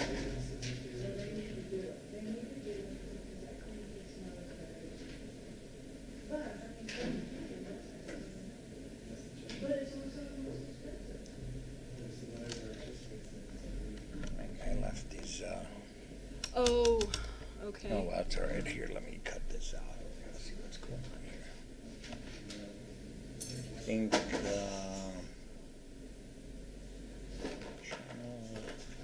mean, I think we show to the employees that, hey, 95% of you aren't going to be disrupted. Oh, that, yeah. they have to shut it off somewhere else. Okay. This is on a student network, and it won't run in this room. They had to do it remotely. Okay. So I sent them a text to shut it off, but Oh, okay. see, it won't even play it here. See, Yeah. this yeah. thing, because they killed the admin privileges, the account, the Wi-Fi one, and I'm just kind of like wondering if they're gonna write me a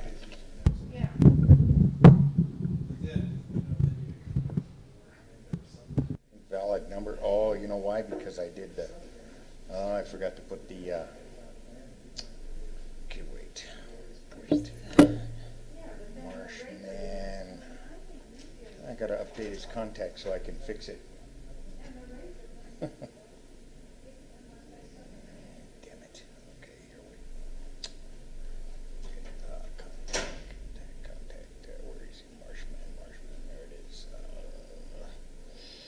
Edit. I think we anticipated there being a lot more employees who Me were too. going to come Yeah. visit us. Oh, You got would it? have thought. Okay, hold on. I guess that didn't go through because I have a stupid phone that has to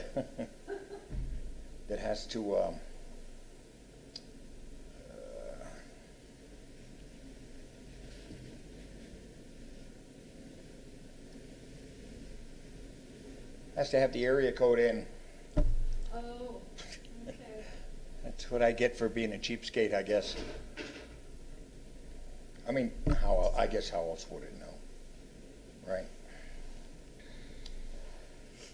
Okay, let's see. Now maybe he'll reply.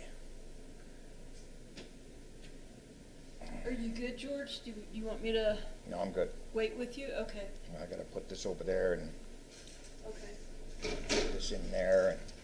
And I'm gonna just toss your water cup, just so. hold on, I need to use it. Oh, okay. Okay. I'll toss it. Oh, okay. You know what? This guy here, hold on. See if I can, I'll take, Yeah, if you I'll can take this that out. out, then I'll let him know that I've got his,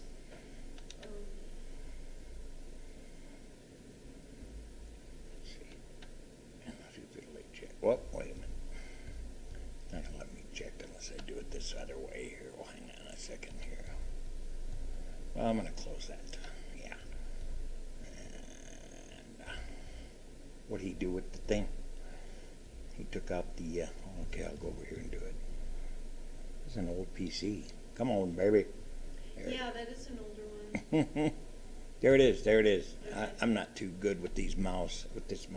It's hard. It is Open, hard. no, it's not the one. I want the, Because I use a Surface and it's the same kind of deal where you're using your finger and it's not. there it is. Yeah, using your finger. And it's hard to be exact with it. Oh, you know what? This thing doesn't want to. Okay, eject. There we go. Safe. Oh, yeah. Okay, great. Then you Thank give you it to so that much. guy, Yep. and then I'll let him what know I I'll got do is this I'll on the- shut this down and I'll shut her down. Okay. Thank Sure you enough. again. Really appreciate it. Oh yeah, no, it's been fun. Let's see here.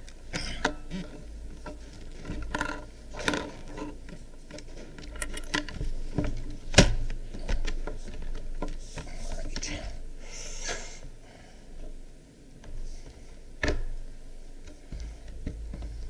Stays here, huh? Okay. Great job. Remote.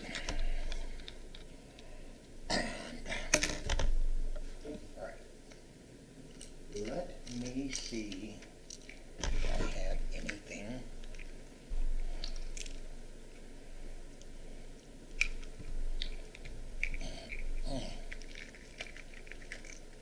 Fuck.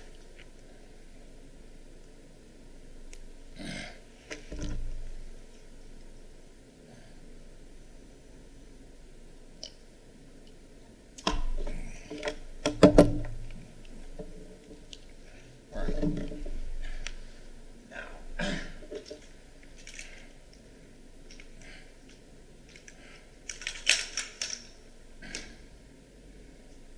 God damn it.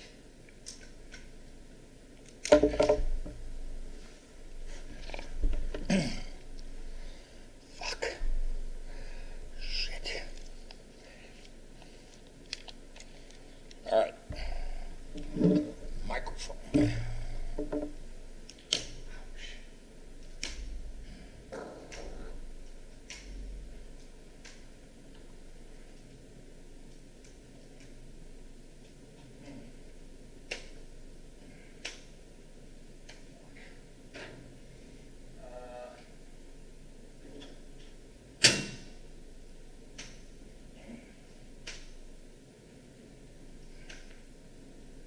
Shit. Fucking hurts. Boardroom.